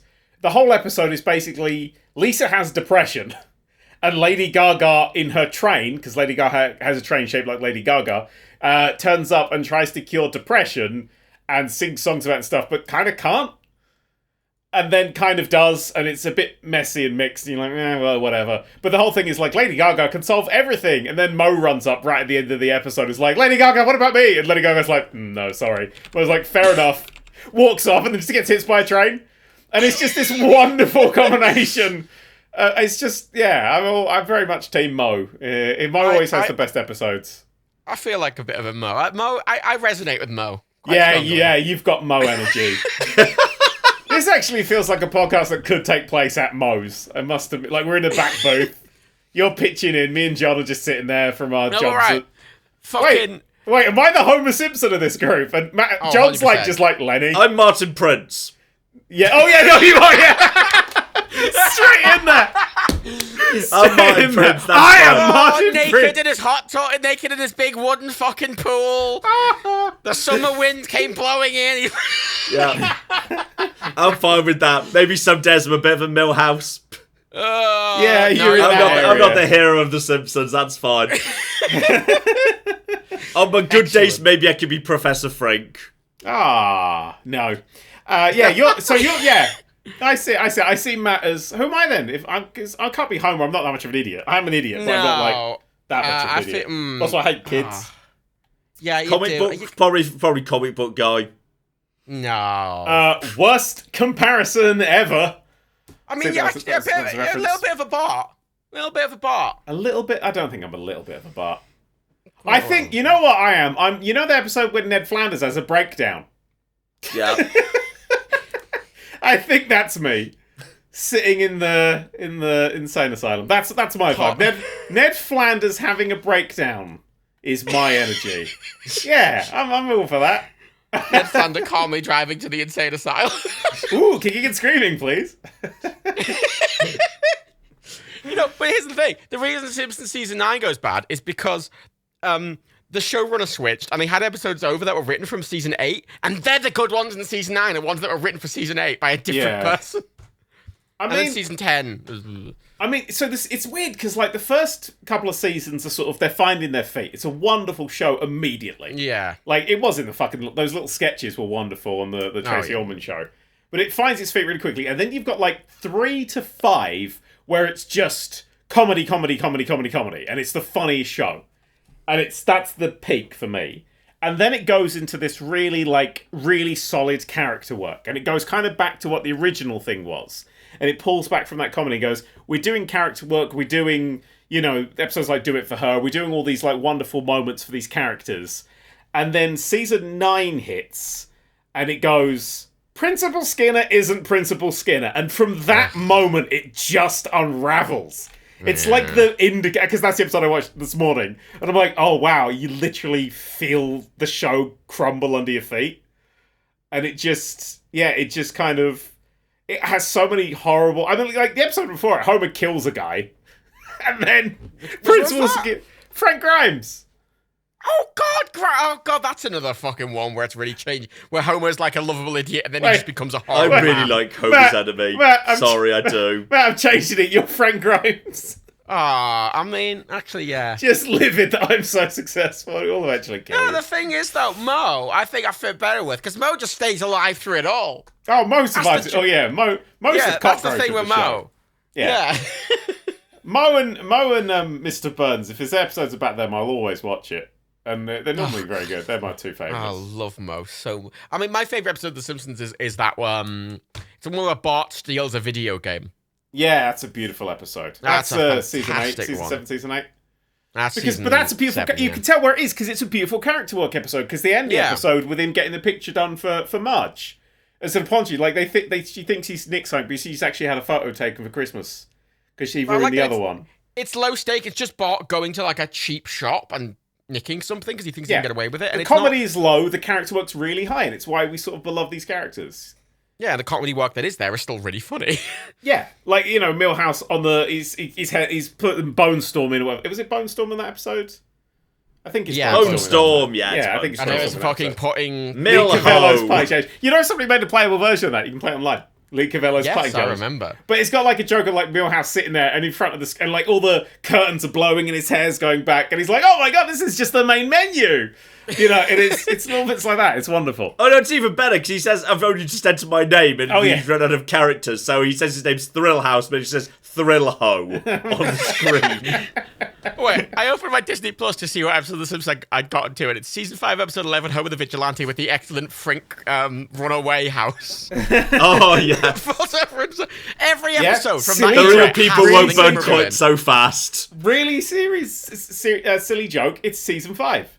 You can place them, and then if it's like Homer's a fucking buffoon, you're season like 11 onwards. That was the fucking Max Power Homer Simpson. There's there's the Homer way. What is it? The Max? Oh fuck, I can't remember.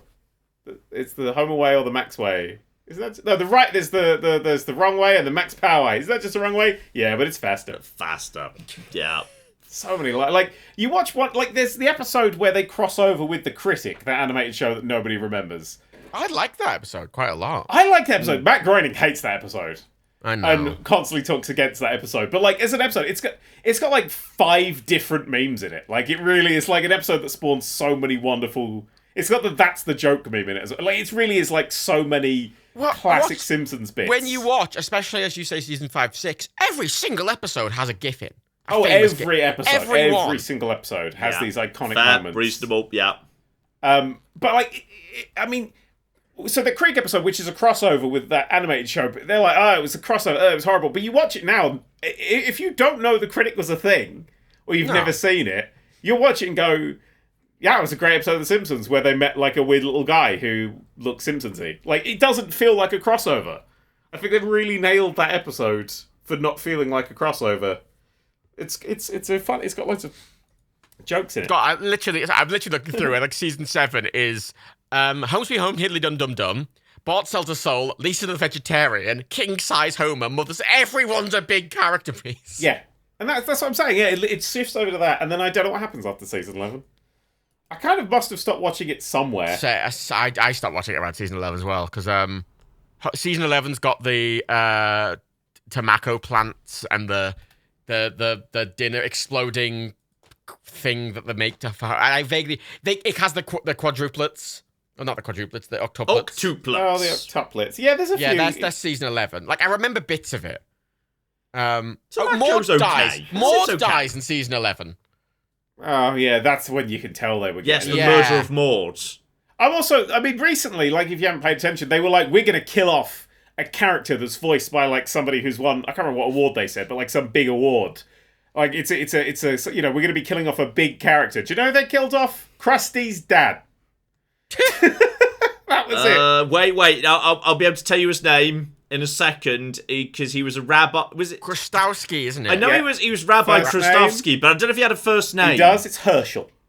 I knew that. Wait, I thought it was Herschel. Krusty's. Oh wait, that is Krusty's, isn't it? No, that's Krusty's name. Yeah, he's Herschel. What's his dad's name then? Shit. Oh no, you don't. Oh no, nobody knows. Oh, this is the thing that John doesn't know. Today we'll explain the Jews. Wow. The Jewish faith will explain. Again, I'm looking at season 12 and I don't recognise a single episode, so I must have stopped at season 11. Like, what year was that? 2000. Well, yeah. Yeah, I don't. I mean, we got them later over in the UK, didn't we? Like, yeah. There must be a bit of latency built in there. Because I have a distinct memory of watching season. I remember seeing the monorail episode airing on Sky. That's the fucking best episode of The Simpsons. We gotta agree, it's fucking right? Conan, isn't it? Yeah, Conan's era of The Simpsons is that joke era, and you can fucking tell.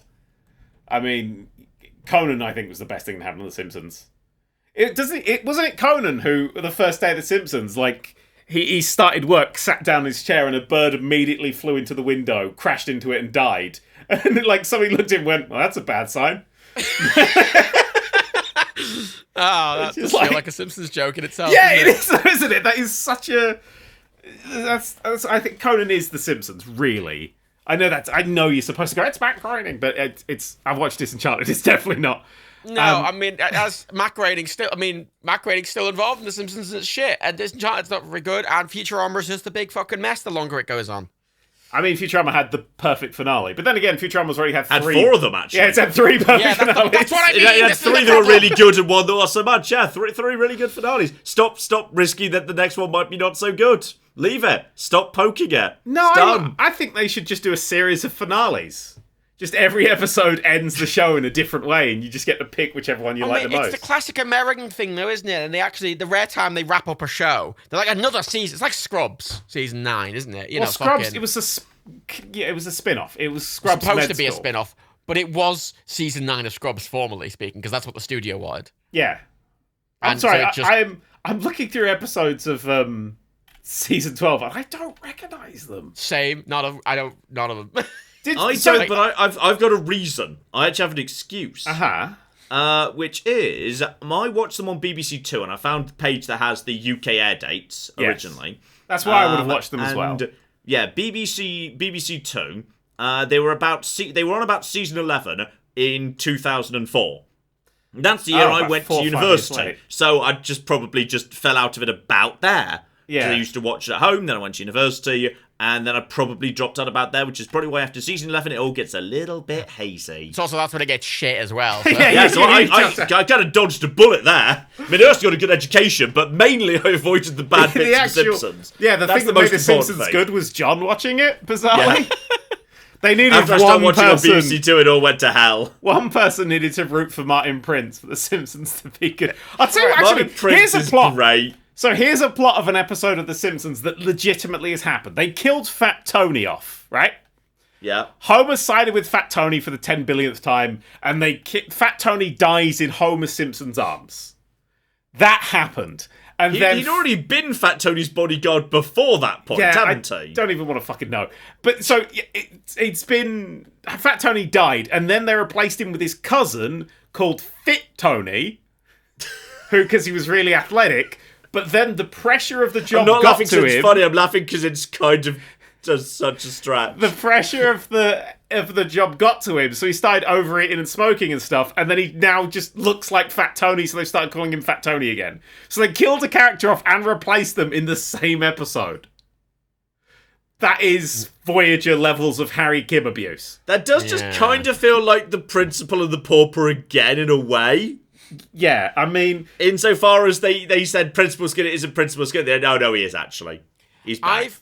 I'm literally skimming season 12 episodes, and there's one where Homer's got a crayon lodged in his brain, which I remember. Oh, I remember that one. Lodged in the brain, yeah. That one's not 12. terrible. That one's okay-ish. It's interesting that we have, clearly, I'm assuming, we must have watched many episodes of season 12 if we've all seen that episode. We just forgot every other one, because they were shit. Yeah. All of them, God. I mean, I watched the fucking... Gordon fucking Bennett. There was an episode, I think it was literally like 3 years ago. I'm going to try and see if I can find it. Because Marge became a lumberjack, if I remember rightly. That's the fucking start of it. The Dexter, fuck. All right, yeah. Marge became a lumberjack, but then, wasn't that the episode where she had the affair, but then it was all a dream? Because they set up this, Marge is going to have it. The Simpsons are breaking up. And Marge, goes off, and the episode ends, and it's all just Homer having a bad dream. And I'm like, this is the level we're at now? Where it was all a dream level? What's interesting, looking at the thumbnails for a lot of these later episodes, the thumbnail looks insane. There's insane shit going on, because they've just Saints Rowed it, and they've gotten to such a ludicrous degree that I don't think they know what to do anymore. Oh, I think it was always sort of Saints Row. Well, yeah, but everything we're saying exploded. The joke for most things was it explodes, and that's a great joke. I agree, but it's a Saints Row problem of after a certain point, because you have to keep up with the ante, it gets to a point where it becomes too silly. Yeah, and now they're going to reboot it somehow or another. Saints Row it is. They're rebooting it in some way. And it looks kind of boring and uninteresting because we've already seen a little teaser trailer. It looks really boring. Just a question, actually, about just wasn't there an episode of The Simpsons where Marge became a drag queen to sell Tupperware? I think, actually, I did see something about Tupperware in one of these that I was scrolling through. Tupperware, I think, for me, I knew The Simpsons was completely dead to me and I just didn't care anymore, was when I'd stopped mostly watching this point, but I saw a trailer or an ad or something saying, yes, this episode of The Simpsons, guest starring Ricky Gervais as himself. So, okay, yep, we're dumb. Completely dumb. Season 31, episode 15, That's season Screenless. 17, by the way. The family goes without electronic devices. What a novel concept for The Simpsons. Gosh, what will they do without their smartphones? Gosh. I can't imagine The Simpsons without their smartphone. What would they do? What other stories could they tell? Well, I mean, ludicrous. There was an episode where Moe's dish rag is sentient and is a part of the Bayeux Tapestry, and it went through the history of the dish rag. There's the one. Working mom. Marge becomes a successful Tupperware saleswoman because of customers think she's a man in drag. Season 30, episode 7. So terrible. This feels like this is just... By the way. This feels like that's an episode that definitely shouldn't have existed, and I'm guessing there are various lines in that weren't a good idea at the time and have aged even worse. Yeah, but this is season 30. So, wait. Is that current? What season are we on now? 32, so season 30 is quite recent. That feels like that's a thing that was a bad idea. Season 30 was 2019. Right, wait. So when was the Elon Musk episode?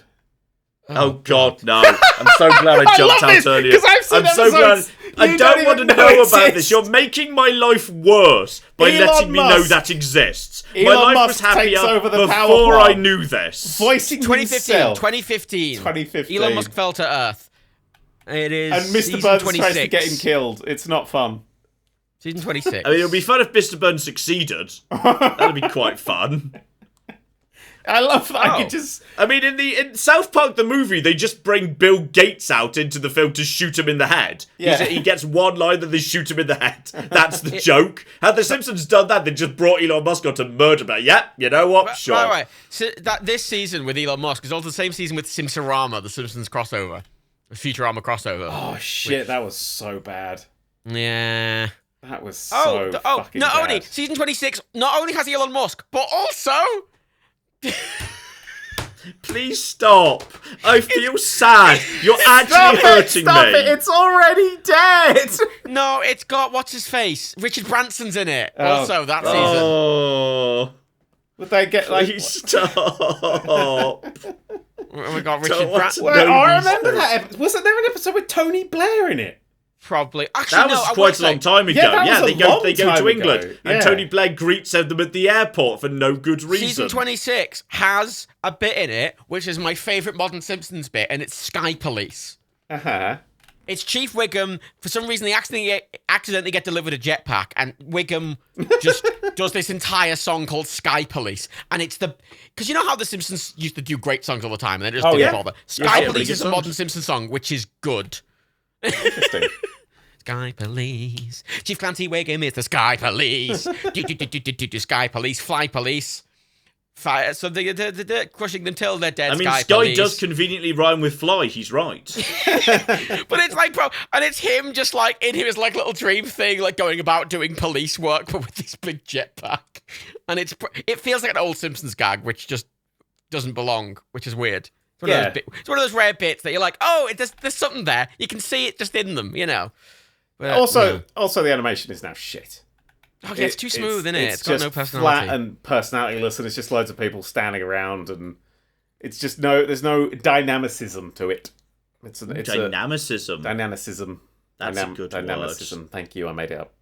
Oh my god, they did it. Season 21 has an episode called Stop Bot Gets it! a Z.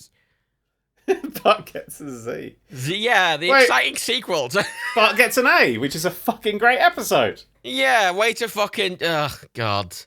Simpsons Like- did it.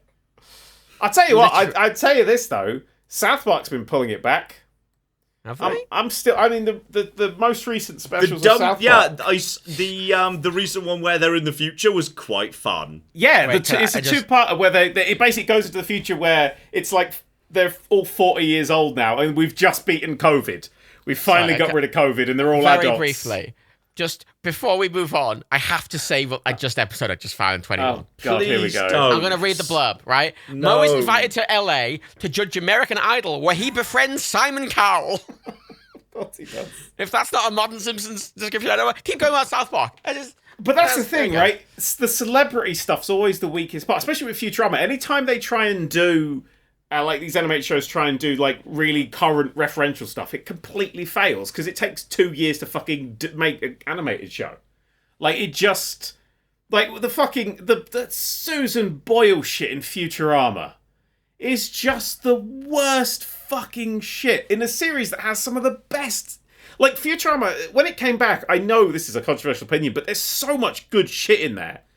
It's absolutely chock-a-block with really fun science fiction ideas, but there's just all this like references to Tron Legacy being a really shit film 2 years after Tron Legacy came out, and Tron Legacy's legacy is it was right, and it just felt weird. So I mean, something like South Park can get away with it because they write a show the week it fucking goes out, which is just insane, and they're all lunatics over there.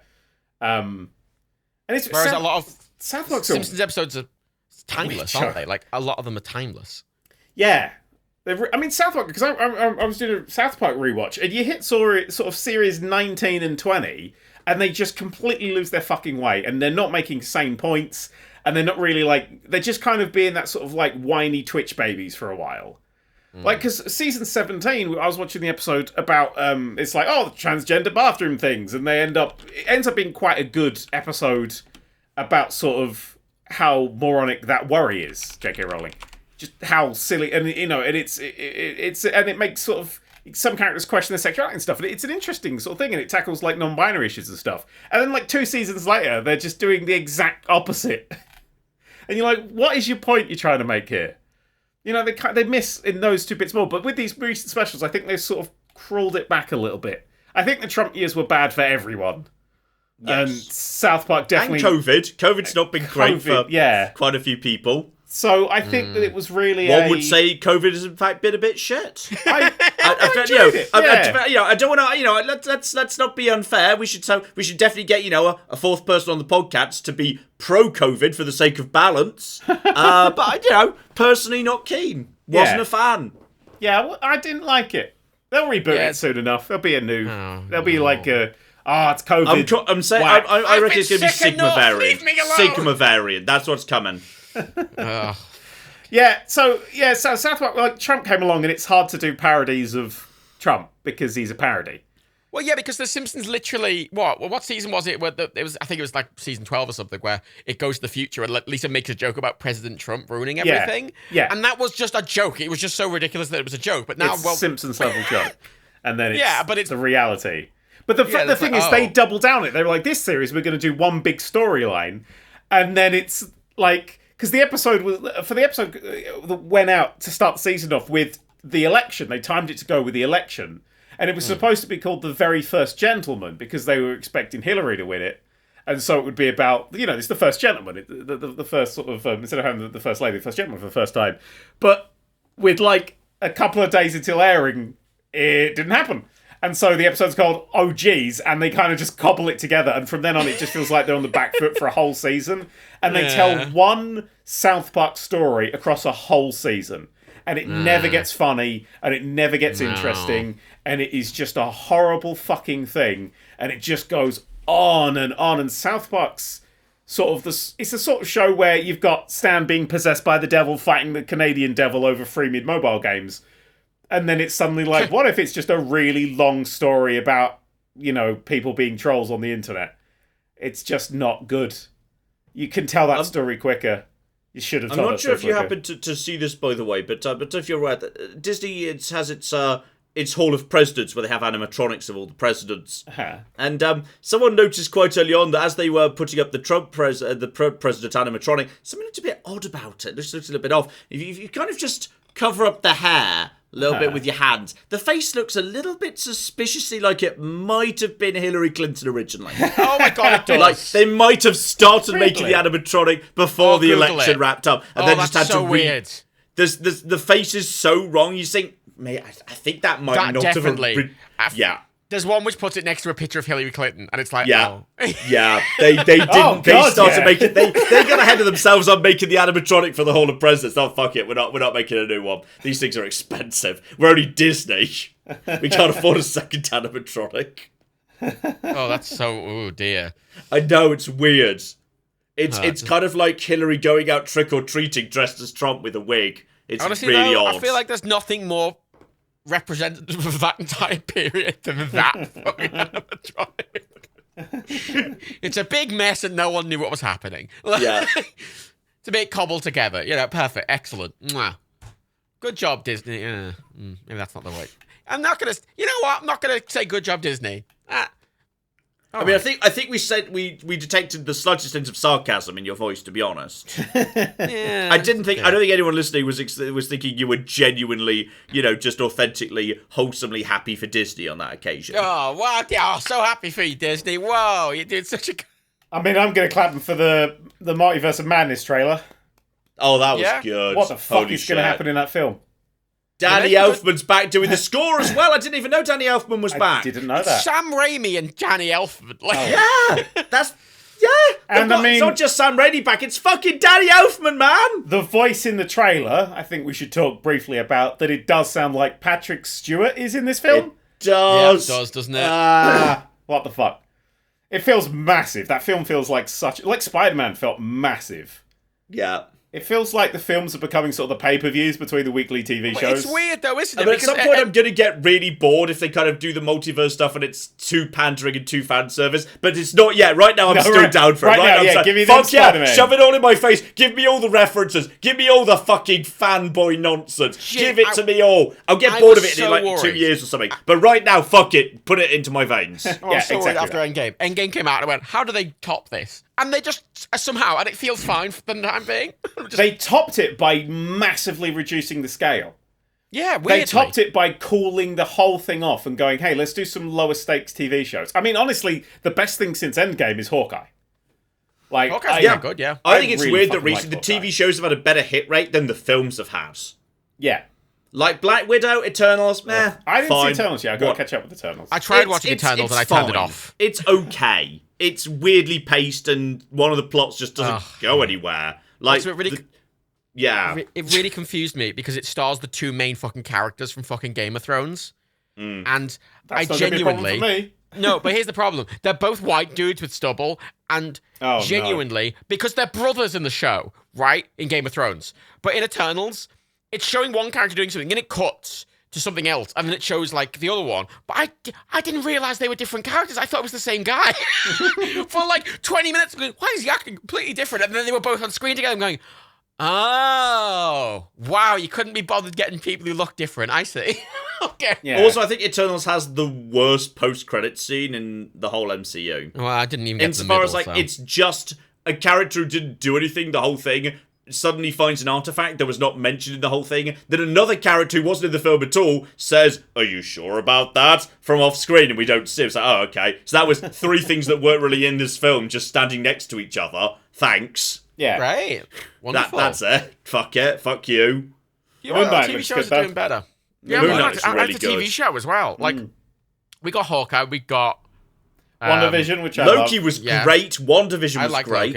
Loki. I had to rewatch to enjoy, because that first time it was horrifying to see so many plots I'd spent years setting up being put on the TV and then fucking them up, and they didn't do anything like what I was doing. And I was like, oh god, like, if this could veer off slightly at any second, and they're just going to be, they've like made a televised version of the Paradox, and I was so tense watching it.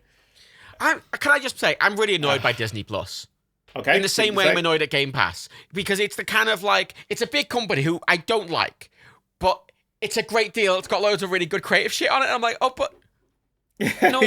Yeah. I don't know how to feel. You can just like, buy DVD box sets if you're determined to. I do. I still buy my box sets and my films. But I no, like it's not. But it's not even that. It's not that I don't like. No, like, they're not DVD releasing buys. anything on fucking DVD. Loki and Hawkeye, none of that is being released on DVD.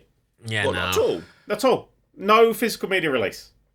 Interestingly, That's weird. Soul, which was a Disney Plus, like it wasn't in cinemas at the time. It was just that came out. You could buy it digitally, which was surprising. I thought we were going to keep it as a fucking proper Disney Plus exclusive thing, but Well, it's a Pixar. The last 3 Pixar films, isn't it? There was Soul, then there was the Italian one I haven't seen. I haven't seen Soul either, thinking about it. And then there's Soul's Turning Red. fantastic. All of them are going straight to Disney Plus. Yeah, and they're able to buy as well. Encanto is in cinemas now again. 'cause It's the best film. I love Yeah, this it film. kind of flopped, then it became a bit of a cult at Disney Plus, and they're putting it back into cinemas. Fair yeah, but have enough. you heard that fucking Bruno has outsold Let It Go? Yeah. It's not even It's a good the song. 3rd best song in the show. What would you say is the best? Surface Pressure, and then The Family Madrigal, and then Bruno. Ah. That's my order. Surface Pressure fine. is fucking amazing. Yeah, I'd put Bruno. And No then... cracks, no breaks. Oh my god, wow, that's amazing. Like, I haven't been to the cinema since Spider-Man. No, Matrix. But I am returning to the cinema. You went to the cinema for Matrix. I loved it. Fuck you. That film's great.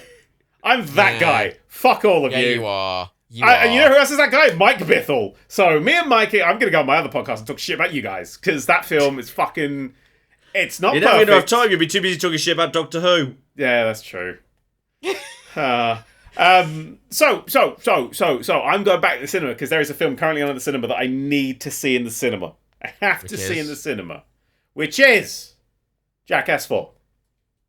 I'm so excited. Oh yeah, that's out, isn't it? I'm so fucking excited. I want to see Jackass 4. Yeah, that's fair. I want to see Jackass 4. I fucking love Jackass. Rebecca introduced me to Jackass. I was like, I don't want to watch this, and then we watched all of You'd it. never watched it prior to... Oh my god. Never seen it. I was you were into missing Jackass as a out. teen. I don't know whether I'd still enjoy it now. I think it's better now. I think it's so pure, and it's so silly, and it's so homoerotic that you have to enjoy it. Do they still do gross out stuff? Because I never enjoyed Yes. the gross out bits. Yes, and I tend to Okay, skip I through feel those. like that's... I feel like I'm not into it then. The vomit's not great, but it's the majority of it is not that stuff. There's something just stupid about it, and I kind of...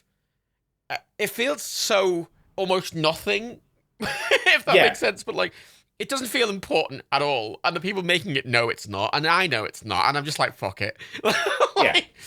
Everyone's sort of in on the joke. It's just a good time. That's all it seems to be. And I'm excited. I mean, I don't know. Oh god, I don't know if it's like done well. I'm gonna look at the Rotten Tomatoes for it and then feel bad. That's my plan. That's what I like to do. I'm looking at what's airing in my local cinema, and what's airing tomorrow in my local cinema is the Uncharted film, something called Death of the Nile, Sing 2, Belfast, which is an Oscar film, Jackass, something called Marry Me, which is it's Owen Wilson, Spooderman, a Scream film, Clifford the Big Red Dog, then Aladdin, the original, Beauty and the Beast, the original, Space Jam, the original, Moonfall, and Encanto. What a weird selection of films. Jackass on Rotten Tomatoes has 86%. I feel like the people who go and see Jackass, you wouldn't go and see it if you didn't already like it. That's the critical reviews. Oh. That's the critic reviews, 86%. Oh. Uncharted, hang on, how much has Uncharted got? 38%. So Jackass is at least twice as good as Uncharted. I mean, that's just math. That's just math. Yeah, but you should come visit and you should come watch the film. Go watch Jackass. Yeah, all right. I'll have to, you got some time off If soon, it wasn't the apocalypse, I'd be tempted to go and see Moonfall. Oh, yeah, I love a dumb... I know I think it's probably terrible, but I kind of just want to support it because I want there to be a renaissance of big, dumb disaster films. I mean, it is because I love a big, dumb disaster film where it's just completely. a scientist and an idiot and the scientist's ex-wife and punk kid, and they're all in a car, and fucking Jupiter's going to explode, and they've got to figure out how to stop Jupiter exploding. Stargate. Yeah, Ronan McSpill, he did the original Stargate film.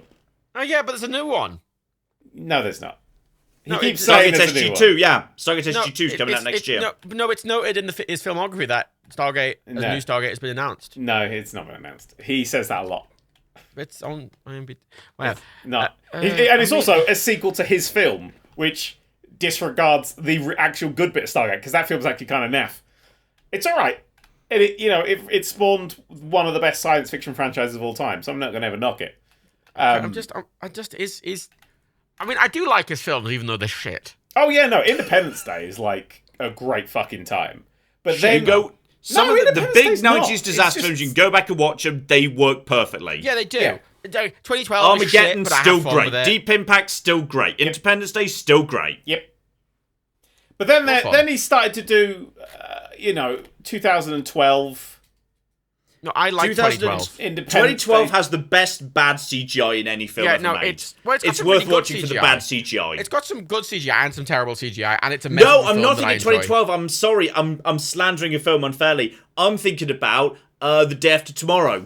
Oh, the wolves. That has the worst CGI wolves in all of cinematic history, and it's just hilariously bad. It's worth watching because it's so bad. I like those. I like shit. I like shit like that because honestly, the fact that the films aren't taking themselves seriously mean I don't care. And the fact that it generally thinks like an Ice Age is like a literal line that you can watch going down a corridor. It's amazing. You can watch the cold coming. Like, yeah, even John understands the concept of cold better than that. And I love how at the end, the way they defeat the cold that's coming down the corridor is they shut the door on it and the cold can't get through the door! I mean, that's amazing. But you actually do see, like, temperature and stuff change like that. Like, the spring in this country, they measure how quickly it goes from the south of the country to the north of the country. And it goes like... move down a corridor. No, but it goes like a certain amount of miles and then when it gets to a locked door, it bangs on the door a few times and pisses off. Or like the cold just comes over and they're hiding underneath a little outcrop and it kind of looks left, looks right, and then goes back the way it came. It genuinely treats the cold like it's a velociraptor, which is amazing. Yeah. The heroes have to hide from the cold and shut the door on the cold and bar the door so the cold doesn't get in. Wait, did any of you see Independence Day Resurgence? No, and I'm glad I didn't. It's shit. I didn't. White House Down, another Roland Emmerich film, also shit. These are recent ones. Then there's Midway, which I kind of heard was also shit. Well, he's got the M. Night Shyamalan thing of they did a really good film early on and then it just gradually falls away. Yeah, but he keeps getting money. I like that he did... M. Night Shyamalan did Unbreakable, which is great. And then he did the one with James McAvoy. Was that Split? Yeah. And then he was like, I'm going to tie these together in a I saw that film. Cinematic universe in glass. And that is one of the worst fucking films I've ever seen in my entire life. It's such a weird film. Like, I went into that... Because that came out in the era where I was seeing every single film that was coming out in the cinema. Because I was just going. Yeah. Just before the apocalypse. Yeah, I missed that. I'm still paying for my Limitless subscription, even though I'm not really using it. Just because I want to support cinemas existing, but at the same time... But I want cinemas to die so things come out in my house quicker so I can watch them on my lovely projector. I want both. I want it to come out digitally, but I also want cinemas to still exist because I love cinemas. I only go to the cinema to avoid Marvel spoilers and to watch a guy get bitten on the testicles by a Tyrannosaurus or whatever is in the new film. And you want those testicles to be as big as possible. I need the scale on the balls. I saw that. Which was it? The second new Star Wars film, the good one. Last Jedi. Rise of Skywalker's. That was the second one. Yeah. The good one. And you know, there's the bit with good old. You're just wide deliberately Kylo. trying to bait and say something so we get attacked by fanboys. I know you are. Fanboys can go fuck. But you know, there's I that bit with like wide Jar Jar Kylo. Binks. What? Carry on. Yep. Wide Kylo. They're all bad for different reasons. You got wide shirtless Kylo, right? That everyone. Yeah. And I watched that at a midnight showing at the front row, so really close to the screen, looking up, so it was already distorted, and it made him so much wider. He probably looked like Johnny Bravo. He did. It was really silly, and you know what? I enjoyed that. Like I like going to midnight showings because I think the atmosphere is fun. It's got this sort of live concert atmosphere. Yeah. And I went to Star Wars midnight showings, even though I don't care about Star Wars, because you'd go and everyone cares. No. It's got an atmosphere, but that does not allow you to whoop. That does not allow you to cheer. That does not allow you to say things. You may laugh at the laugh points. You will enjoy the film. But you can gasp on occasion. Gasping is fine. An involuntary action, I will always accept. I will say the one instance, right? Because every minute showing I've ever went to, everyone's been very cool. Seeing footage of American fucking films. No, God. I saw the Simpsons movie in America. That was the only film I've ever seen in America. Oh no! Yeah, right. on opening day, that was a bad time. How excited did you get by that? It wasn't even that good. Oh God, it was bad. What was the reaction in a cinema to Bart's penis? They laughed that entire scene. The whole time. Loudly. And then when you saw it, everyone went, way! I'm like, oh my God, shut the... Why are you applauding a 10-year-old's penis? It's really weird. But midnight showings, everyone I've went to, no one whoops. The only instance where there was a reaction, which I've never really ever seen, that I felt valid was in the On Your Left in Endgame. Because it gives time for everyone to go, and everyone was cheering and it felt genuine. Like, everyone's like, yeah, yay. they have a big musical moment when no one's saying anything, so you can just get your cheers out. Yeah, it's and fine. you know what? I liked that. That was fun. I hated watching that film in the cinema. Fuck you, it was great. I've told the story several times, but the guy next to me was Fuck really you. That's the thing, I hate people. I mean, part of the one I went to, it was a weird, the midnight showing they did for the IMAX one was actually a double feature, so you watched Infinity War first, and then there was like a 10-minute break, and then they started Endgame. Yeah, it was a long thing, and so everyone in the IMAX showing, most 90% of people had already been there for Infinity War, so they gave a fuck. Also, God, that was the longest I've ever sat in a cinema in my life. The weirdest, just giant thing on a screen experience I've ever had in a cinema was I went to see the final of the original trilogy of Pirates of the Caribbean in a really big fucking cinema. You may recall there's a weird dream sequence or something where like Johnny Depp's in the afterlife or something, where he's in that weird white place and he has to escape or something. Yeah, vaguely. I remember that. And what the first bit of that is it's just an empty white sand, just an empty desert, and his nose just appears on screen and it sniffs something. And I was close to the front, I just had Johnny Depp's nose. It must have been 60 feet in length. And it was a life-changing experience. I will remember that nose for the rest of my life. Every pore, every hair, every detail on Johnny Depp's nose in huge, mega Odeon super scale. That was the first Pirates of the Caribbean I ever saw. Really? Yeah, I don't like that first film's really. I think the first film's really good, and the rest just. Oh, I tell you what. Actually, what my weirdest cinema experience was I saw myself. Oh yeah, that's fair. At Leicester Square quite recently. I think that wins, doesn't it? Seeing a giant kaiju version of yourself on the most famous cinema in the country. Although, there's a fun thing now I've noticed. At least the Odeon in Liverpool's doing it, the big Odeon with the IMAX. Because clearly they're getting less business, they're trying to push their private renting of theatres more. Yeah. And one of the things they're doing is like, oh, you can rent a cinema and have a gaming day. And I'm like, a gaming day? I'm like, yeah, come to the big cinema screen and plug in your Xbox. And I'm like, that sounds so fucking stupid and I desperately want to do it. How much does it cost? Did you look into the cost? No, they seem to do it bespoke depending on what screen you want and when you're doing it. Because I imagine renting an IMAX screen on a fucking Friday evening would be a lot more expensive than renting, screen Yeah, number if you're one. doing it like, when it's dead anyway on a Tuesday afternoon. But That might be a cheaper way to see films if you got enough people. I mean, I saw recently I can't remember. There's a group of YouTube. I can't remember who it was, but they rented the IMAX in Leicester Square to watch Tenet on for a group for like a 30th birthday party, which I imagine was expensive. But the fact you can do that even at cinemas like that big and everything, it's kind of fun. I'd consider doing that for a special event or a special film or something. That sounds fun. It's not dumb expensive. Well, I imagine depends on cost. The thing is, it's going to be a flat cost regardless of how many people are there, and I feel like I don't know that many people. I'd be like, here's 5 people. I just go in by IMAX myself. Screen. I've been going in by myself. That's it. Just go and be like, you know what you need to do, Daniel? Actually, not. Father and Sundays, but cinema edition. play Street Fighter. And My dad would still be like, hang on, let me get my glasses. He was. We can do like a PodCats thing. We give each of us a separate cinema screen, so it's still separate, but we get the experience. Wow, I like that idea. That's a good idea. Yeah. Thank Rent you. out all the screens in the cinema. Rent out the entire cinema. Yeah, I'll rent out all the screens. I could probably swing that. Fuck the pay. Fuck, well, just 1 month I'll just be like, we're not doing Patreon Prince this month. We're putting it into renting a cinema. I want to see a multiverse of madness and other people are terrible. Well, the advantage now I've noticed at cinemas is they're often really quiet. I mean, when we went to see Spider-Man, it was opening day, wasn't it? Yeah. I always go at like the second day to 11 a.m. so it's fucking empty. We went second day at 11 p.m.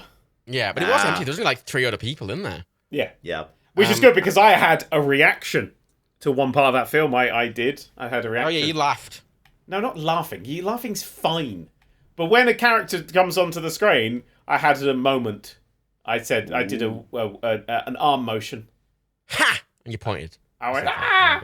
I did. I had a reaction. I felt like a subhuman scum. I did that at one point as well, actually, to be fair. Yeah, you did as well. For a different character. I did at the same point. Was it the same? No, I did it early on, isn't it? Yeah, yours was at the first. Yeah.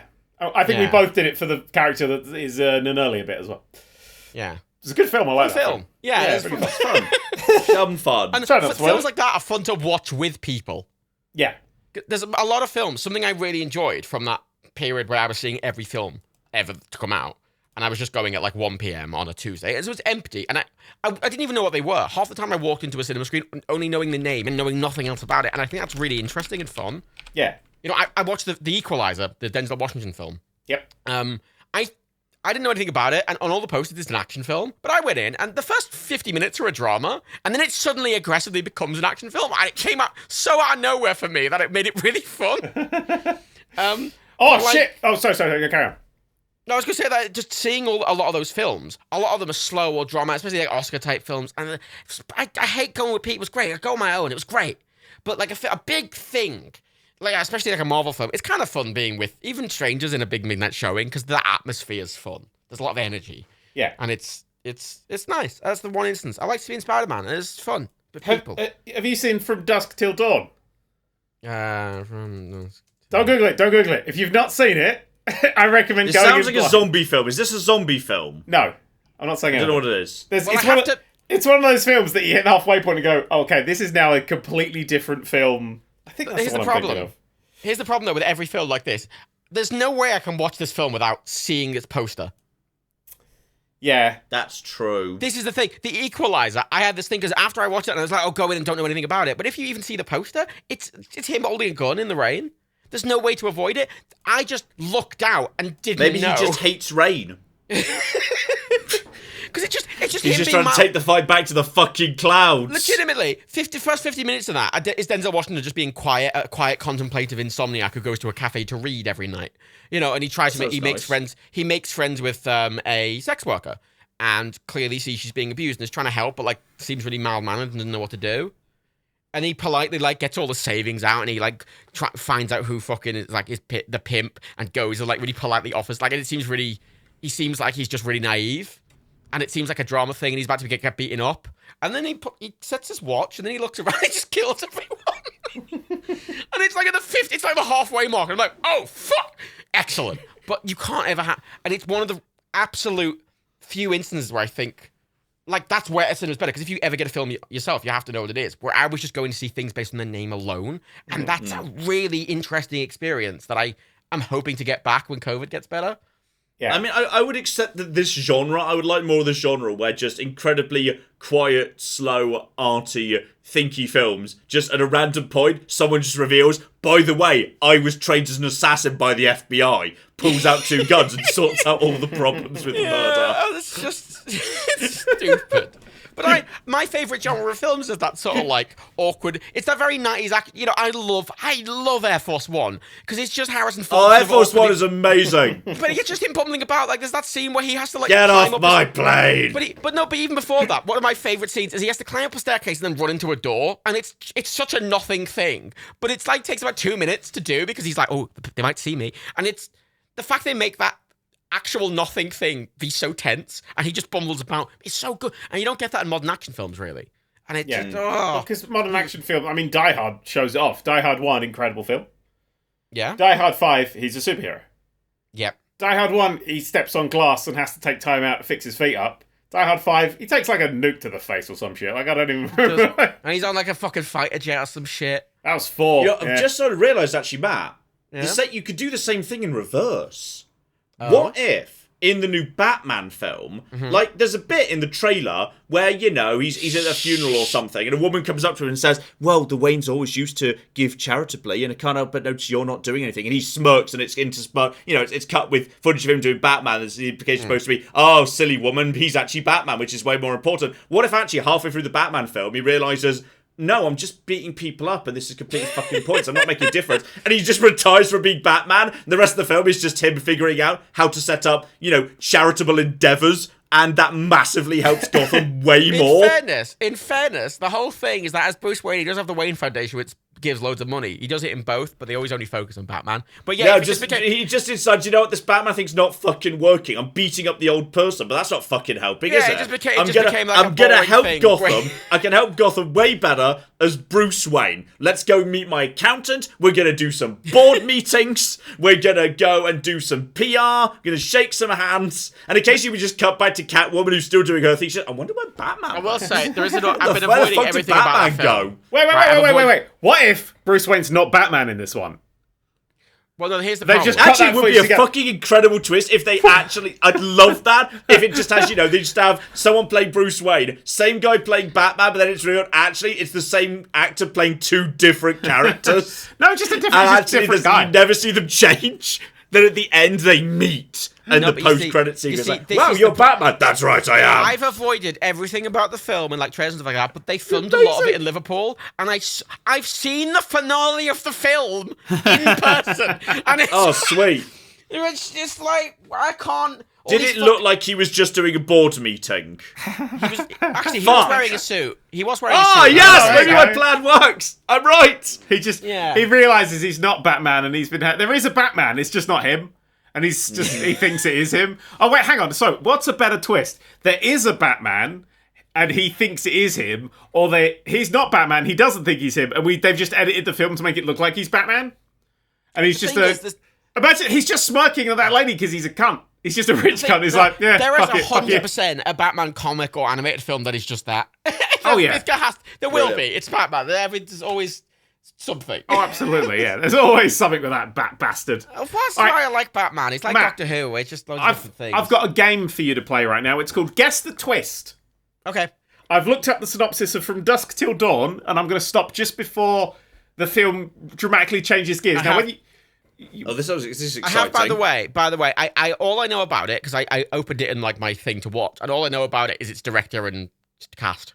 Yes. I mean, I used to written think by- it's a zombie film, so I'm Written by even more in the Tarantino. Robert dark. Rodriguez, fucking Quentin Tarantino, and George Clooney. And I'm like, oh my, okay. Yes. So this is a film that I watched because everyone said it was a crime drama. I'm going to read this to you now. On the run from a bank robbery that left several police officers dead, Seth Gecko and his paranoid loose cannon brother Gecko. Seth Gecko, yep, George Clooney's character, and his loose cannon brother is Max Tarantino. Power. It was 1998. It was a weird time. Hightail it to the Mexican border. Kidnapping preacher Jacob Fuller and his kids, the criminals sneak across the border in the family's RV and hole up in a topless bar. What happens next? There's a shootout in the topless bar. The brother never existed in the first place. The brother's a figment of his imagination. Uh-huh. Or it's I'll be like his honest, conscience or something. The only thing I've got in my head is that scene from Crackdown from Crank 2 where where Jason Statham's having the shootout in the bar and someone shoots a bullet through two fake breasts and fucking like silicon goops out of them. That's all I can see. What? Crank is amazing and Crank 2 is also amazing. They're insane and they're so violent. So there is a bar fight. It becomes a bar fight. Mm-hmm. And I'll read the priest synopsis. was secretly an assassin trained by the FBI. Unfortunately, the bar also happens to be a home base for a gang of... Assassins. No. Zombies. Closer than zombies. Vampires is right! Hey! And the brothers and the hostages have to fight their way out. That's literally halfway through that film. It just suddenly goes, yeah, we're not crime drone anymore. Here's some vampires trying to kill you. Excellent. Why did they keep the hostage when they'd already got to Mexico? I've purchased the film to watch digitally. That'll be good. It's good. It's something to do about the week off. It just suddenly... We'll talk about it next time. It just shifts gears. It really just becomes... It goes from like being normal crime drama to what the fuck is happening? Are we okay? Films that. That's a lot. I've watched a lot of 90s era crime, action, spy, drama, thriller thing. Like, that's my favorite genre of movie. I've watched a lot.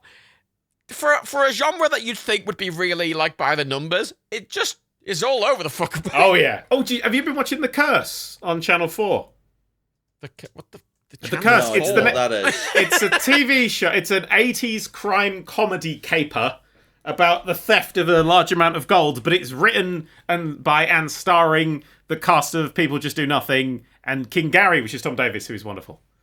Wait, sorry, a new show? It's a new show by them. Yeah, it has 6 episodes up, and it's just it's wonderful. It's really funny. I just searched The Curse, and it came up with an 80s show starring Will Wheaton. Okay, it's not that. It's a Channel 4 recent show that literally aired like a week ago, and it's all on the Channel 4 app. You can watch it for free. Well, The Curse. Oh, Yeah. yeah. Crime Co. Oh, there he is. Looking mustachioed. Yeah. Oh, it's that guy. Yeah, it's Oh, it's that guy. Yeah, I know. Yeah, oh, yeah. It's really good. I recommend it. Wait. It's just, you like your crime capers, that's definitely a crime caper. No, I remember this. I remember seeing it when Rebecca showed me People Just Do Nothing. And being like, oh. That's the thing Not that's seeing it, like hearing about it. Like, literally a week ago, Rebecca heard about it, and we watched it all since then. I swear we had a conversation. You did not. That has not happened. Great. Yep, you've gone mad. It's because I was on a Tom Davis kink. Ben. Whoa, Ben. Daniel. I don't mind. Oh, He's a okay. very attractive man. Yeah, no, we're not gonna kink shame you for that. Because what's his face? Will Arnett just put up that Netflix show, Murderville. He did, and I've said it many times now, but I'm a very racist person. So when I saw the idea of that sitcom, which it's a crime procedural drama, and each week they have a special celebrity guest in to play like the deputy investigator with Will Arnett at the top of it as the main one. But everyone's scripted apart from that person, and they don't know what's going on, and then they actually have to say who they think the murderer is at the end of the episode. So it's a mostly scripted celebrities being silly sort of thing. And I went, that's such a clever idea. There is no way that's an American invention. They have nicked that from the UK. And so I was like, this is a show I've not heard of. Let's find it. And it's called Murder in Successville. I was right. My racism was right. America's not funny. That's not racism. It's just facts. It's just facts. You know? Is it racist if it's true? But they got an extra twist in Murder in Successville, so it's set in Successville where all the celebrities live. So, like, the big police commissioner, like, the guy who's the detective is Tom Davis with a massive, wonderful moustache and is doing wonderful things. The big police commissioner is Gordon Ramsay. But it's not actually Gordon Ramsay, it's somebody doing an impersonation of Gordon Ramsay. And it's got this really weird, surreal British vibe running through it that is just delightful. And I love shit like that. I adore shit like that. So that's 2 recommendations, and they both got Tom Davis in it. It's Tom Davis? Right. Tom Davis, yeah. As a 6'7", massive mustachioed fuck. I'm excited to watch something that isn't Star Trek Voyager. His voice in The Curse is the most amazing thing. I cannot begin to explain. Rebecca, how do you explain his voice in The Curse? Imagine, right, if darkness was wet, but like in a friendly way. It's close, isn't it? It's close. Imagine sloppy, friendly darkness spattering about with a deep baritone. It's weird. I'm just kind of imagine being licked by a very large dog in the middle of the night. All I can imagine is fucking not getting a voice underwater. Idris Elba underwater is pretty good, actually. Yeah, no, I'll give you Idris Elba underwater. Idris Elba underwater slightly slowed down. I think it's with an accent. You may, if you're an American listening to this, you might not understand a fucking word he says. But then again, for Valentine's Day, I got a cameo from Danhausen. Rebecca got me a cameo from Danhausen. Half of what he says is fucking literally no one can understand it except for me. It's magical. My favourite, in that cameo, he starts recording. He goes, "Oh, the air conditioner's on." And then he goes and fucks up with the air conditioner for a while. He doesn't start the take again. But you know what? That's so Danhausen. That's why we love him. It's great. That's why we love that. He's the best. I'm so glad he's in AEW. Wrestling's the best thing. Just saying, wrestling's the best thing on TV right now. John, you should get into wrestling. John, you should get into wrestling, man. It's the best show. I don't know where to start. There's too much. Tonight, and I'm too far behind on the few things I do watch. You don't need to be ahead or behind. You just I don't know how the fuck you on. guys watch like 6 episodes of something a day. If I could catch one episode of one thing a day, I'm pretty bloody happy. I have a lot of stuff on. I have a lot of TV. When I'm cooking, TV's on. When I'm eating, TV's on. When I'm writing, TV stays fucking off, and I'll listen to the Orville soundtrack. Thank you very much. My thing is I'm an insomniac, so I basically just watch Star Trek Voyager until I'm about to fall asleep. If I'm falling, I must admit, if I'm having like a nap in the middle of the day, I will wang on Always Sunny and always fall asleep to Always Sunny. That's interesting. Yeah, I think Voyager's always calm is the thing I quite like about Star Trek. At least that 90s era, it's always calm. Yeah, but it's not though, because you can get an episode where it's like, oh, we're gonna sit around the table and do stuff, and then there's another episode. It's like, here's an alien that screams, here's an episode where the Doctor has to rub Kez's feet for a whole episode, otherwise the ship explodes. You're like, and she's pregnant and she's 2. I watched one yesterday where it's just the Doctor fucking like poisons someone and threatens them, and I'm like, it's like the morality of that, you know, because he's trying to get medicine. And I'm like, oh, I guess okay, this is a great episode, but also I'm very sleepy. Like, it's fine, you know. Kez comes back and she's like, I'm angry and old now, and I'm like, I love that. That's fucking rad, that episode though. Yeah, Kez coming back with that full fury and fire is really fun. I will say, Star Trek Voyager, I kind of, it's been a long time since I've watched all of it, and I always kind of, in memory, I'm like, it wasn't very good, and now I've watched most of it, I'm like, it's actually quite good. Yeah, and I like Neelix. When it falls apart, it definitely falls apart, and I think characters like Kez just don't really work, and her episodes are a bit dodgy and things. But I don't like 7 and 9. The problem with the show is the logic behind their dilemma, which is we're trapped really far away. Yeah, we're trapped really far away. And if you don't think too much about it, it's quite good. Yeah, but it's Star Trek. It's built to be. We've got literal the books of how the ships work. I know. It's the lightest Star Trek I think there is. In terms of like that. In terms of like. I mean, Discovery exists, but in that era, yes. From that sort of era, it's the one that kind of is like, don't think about it. Discovery isn't light. Discovery is, everything's bad and Michael Burnham can only save. It's constantly screaming. Yeah, that's and fucking crying. Star Trek Discovery. Screaming and crying. Yeah, the universe got blown up. Why? A guy was sad. Yeah. Oh, it's gonna happen again! Michael Burnham, save us! Yeah. You know, every time. Well, Booker, what about your ship? You know, every time. Every fucking time. What the fuck is going on? No, Star Trek, man. Star Trek. I did see the. Hang on. Let's stop. We've got to talk about something that John knows something about. John, if you fill a hard drive with information, does it get heavier or lighter? I've genuinely had to think about this in the past, and I think probably a hard drive isn't ever empty, it's just full of zeros. And like when you put data in, now it's full of zeros and ones, but a 1 doesn't weigh any more than a 0, so I think it would weigh the same. Wrong. Fuck. But I've genuinely thought about this in the past. But the really fun thing is it depends how it's constructed on if it weighs really slightly more or really slightly less. Like it's a negligible weight. But it depends on. You can weight less when you fill it up with data. Yeah, because it depends if energy is like because it depends if it is built to push down from 0 to 1 or push from 1 to 0.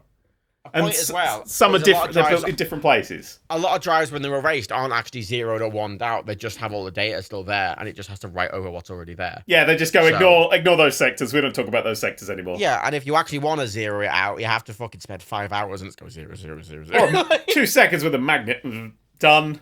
Oh yeah, you can't really reuse it depends on basically how they construct it. So like most hard drives, I think get slightly heavier, but like a USB stick would get slightly lighter if you fill it up. That's a. I mean, we're talking. I mean, you're talking. When you say light, you're talking like fucking. Like... I'm talking like 0.0000000. You know all that kind of shit there. Yeah.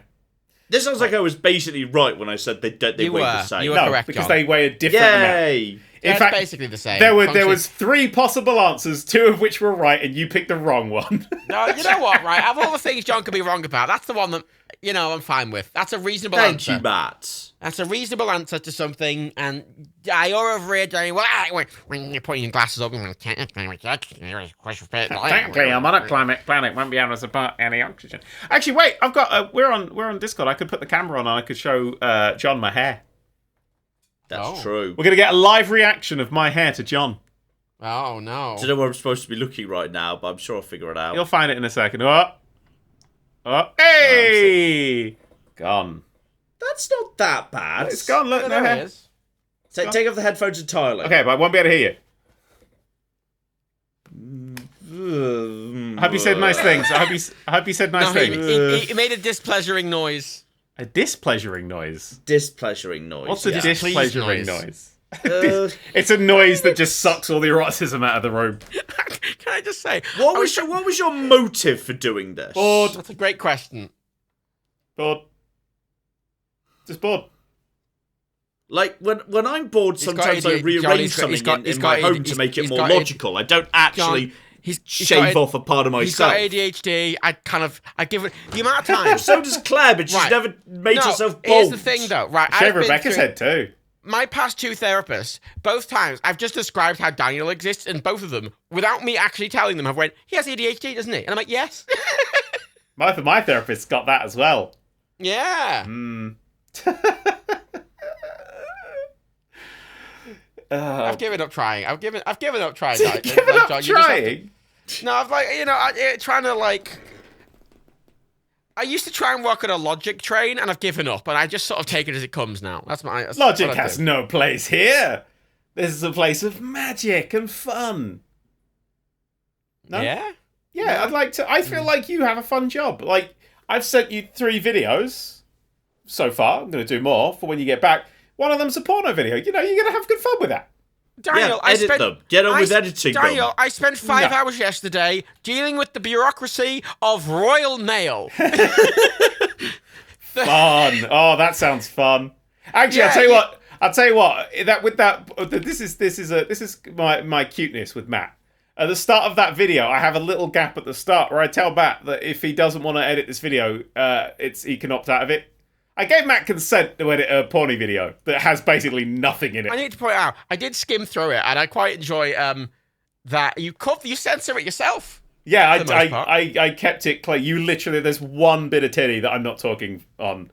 Yeah, but I play it to the point where it's about to really become a porn game, and I'm like, okay, I was going through going, this is a porn game, and I found one bit where it's like fucking 2 fully naked women eating each other out. I'm like, oh right. They're not fully naked. One is fully clothed. I did that as tastefully as possible.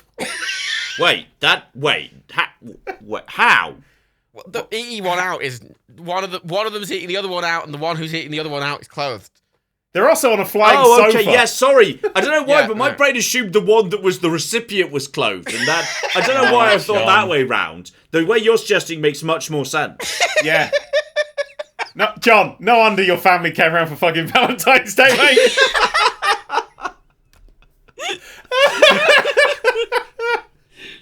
Oh, it's like it's hot coffee. It's just the hot coffee way of having sex. Everyone's fully clothed. Oh, Ride to Hell with its Right to hell. fully clothed dead Right end to torso. hell. Where several of the cutscenes literally the triggers just don't exist, so some context doesn't show. I'm so glad I own that, given you can't buy it anymore. Yeah. It feels like an antique. I own every fucking digital homicide game. It's not really a badge of honor.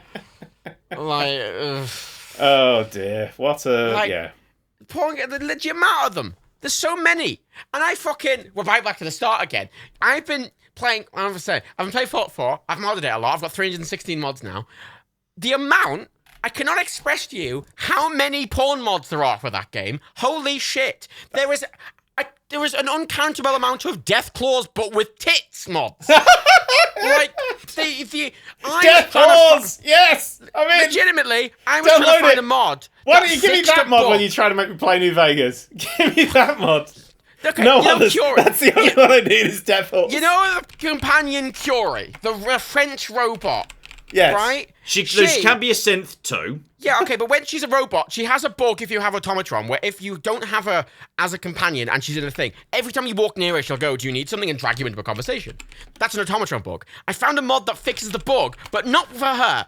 She's the only one who does it, and when I was trying to find a mod to fix her, all I found instead was 40 different mods, all separately, that make Curie, and I quote, more attractive. 40! 40! Yeah. All they were like, oh, with me, oh, tits a bit, oh, you Well, when I finished stream, we're just repeating the podcast now, but when I finished streaming Cyberpunk, I was like, I feel like if you could mod this game to be like an immersive sim, that would be really fun. So let's do that. Let's go to mods. And then I looked at the mod page, I was like, they're all naked. This is just the naked. Yeah. And I'm like, I don't want that from this game right now. It takes a lot of time to just find the sensible mods that fix the bugs. Okay, And, you know. Okay, I've got into Fallout 4, and I've clicked popular all time. Yeah. Oh yeah, you're gonna get like scriptbook and stuff, or their equivalents. No. The most popular mod is called Armor Smith Extended, which just makes armor a bit more complicated. The second most popular mod is called Valentine's Beautiful Bodies Enhancer, and the thumbnail is a clit. Wait. I think you can actually see the clit actually poking out, like it wants to wave hello. This is true. Wait, what page are you on? Oh, this is horrible. Popular Where? all time. You have to be logged in. What page? What Nexus mods? Yeah, popular all time. You're way too excited about this. I want to see this. This sounds amazing. In all fairness, the rest of the pages are mostly okay. This is the best day of my life. Mostly. Most popular of all time. Mostly. Yeah. Yeah. Female body textures. Goodness gracious me. Deluxe makeup. I think they might have recycled the nipple texture, but just put it down below. I genuinely think that's what they've done. Are we really going to critique Nora's clit? Is that what this posse has devolved into? Did you say posse? That's what this posse is. Did you confuse the word podcast with pussy and got posse? We should have got this the posse, because we're a posse. New name, PodCats is dead. Welcome to the posse. P-O-S-S-Y, posse. That's our new name. All right, okay, I see how it is. Can I just point out to the crowd, because this is the elephant in the room right now, I too am surprised that Matt knows what a clit is. Like, I didn't think that was knowledge that you would have. Wow. John, do you know, like... Shall I get one of your like cousins to come over and explain it to you or something like the Valentine's Day tradition? No, all right. Our top 30 files of the past 2 weeks is the clit one. Yeah, that's the most popular in the past 2 weeks. Mm-hmm. Have you downloaded that?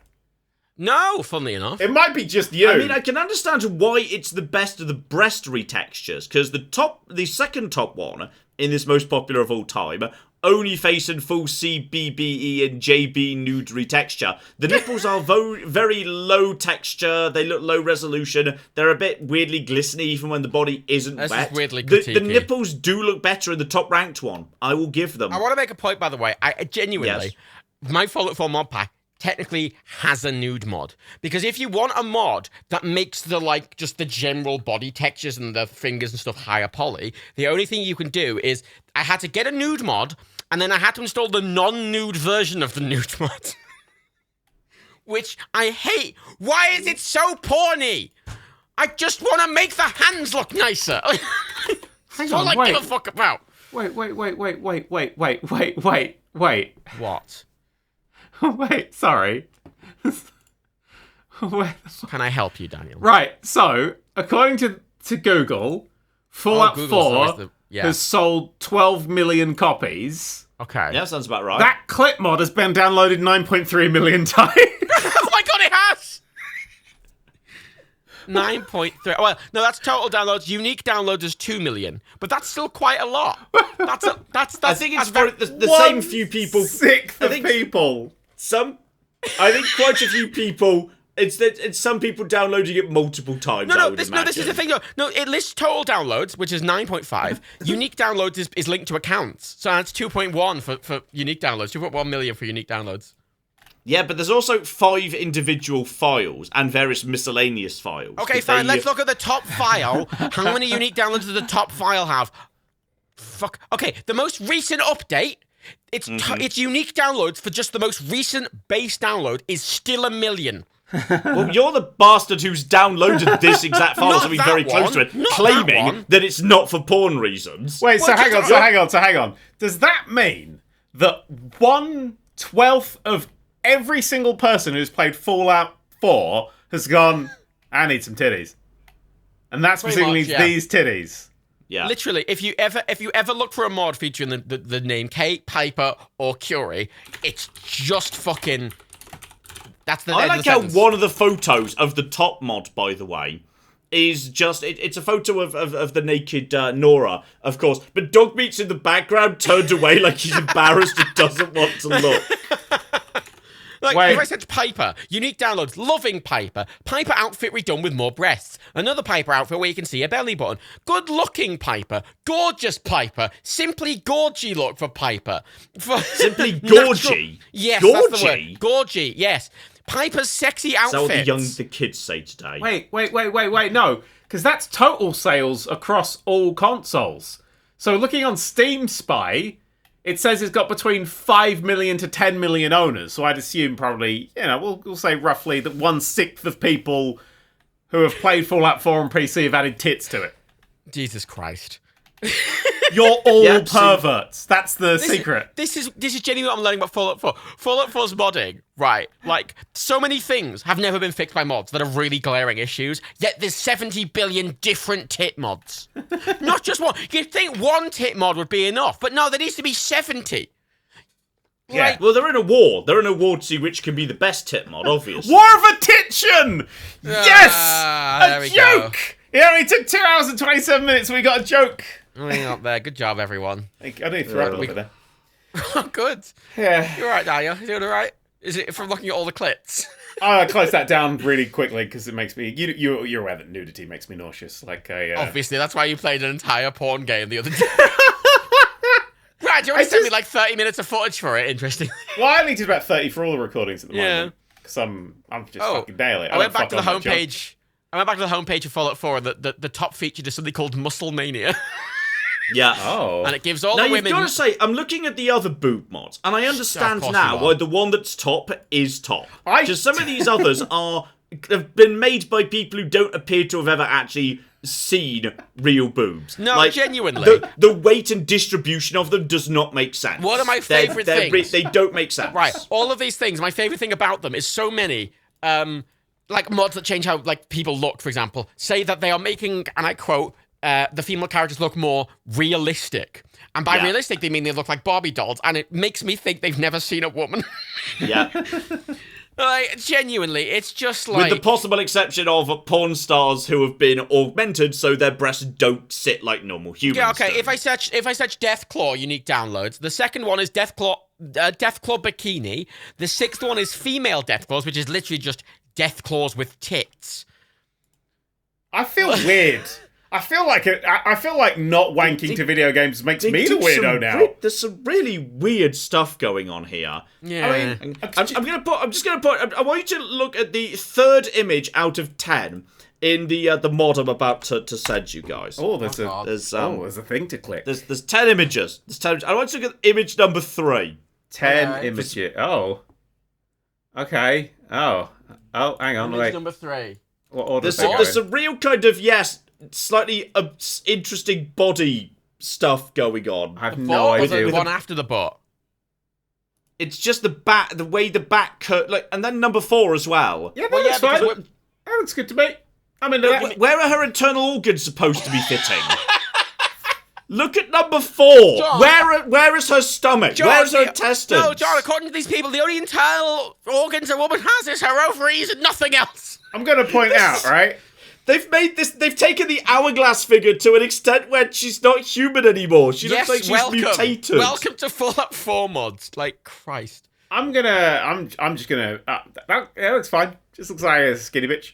I'm right with that. No, it doesn't. No, it doesn't.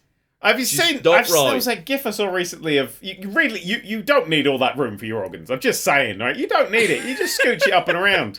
Have you seen those people who like can scooch their organs up under like their ribs, and then they got like muscle control of their stomach, so they're like ridiculously nothing thin. It's fun. No, I need to Just go me. now. I Rebecca can't. show I you can't. that, I'm by any done. chance? I'm done. I'm done. No, I just stumbled It's upon time it while I it's was searching time for to weird go. games to play. It's time to go. No, so we haven't even started the... Right, that was the intro. Now let's get into the actual podcast. Fuck You know what, off. Joy? I'm hungry. I haven't had dinner yet today. Just a brief point. I started the podcast going, do you like wanking over video games? John was like, oh, you've lowered the tone. And now John's fucking sending me links going, look at her ass. Oh, Yeah. it's not very right. I'm not Yeah, saying that. John. I'm saying look at her hip waist ratio. It's all No, wrong. Earlier you were like, oh, her clit. Oh, it looks like they've reused the nipple texture for the clit. Oh, her clit doesn't look particularly like you get Oh a my- microscope out. Oh shit! I've just found a mod that turns Curie into a furry. Yes! Yeah, no, I found that yesterday. I just want to say that I love John's new role as, like, porn mod detective.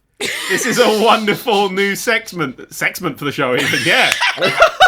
Sexment for the Welcome to show. the John Sexments. Wonderful. John will each month in the podcast, sorry, the pussy, John will bring his favourite, bizarrely, or just most interesting sexual mod for a game he's currently It's not going to be a playing. thing that actually happens, but okay. Wow. Such a... Ah, dear. And on that note, we're ending. Oh, Good night, no. everybody. Bye from the pussy, boys.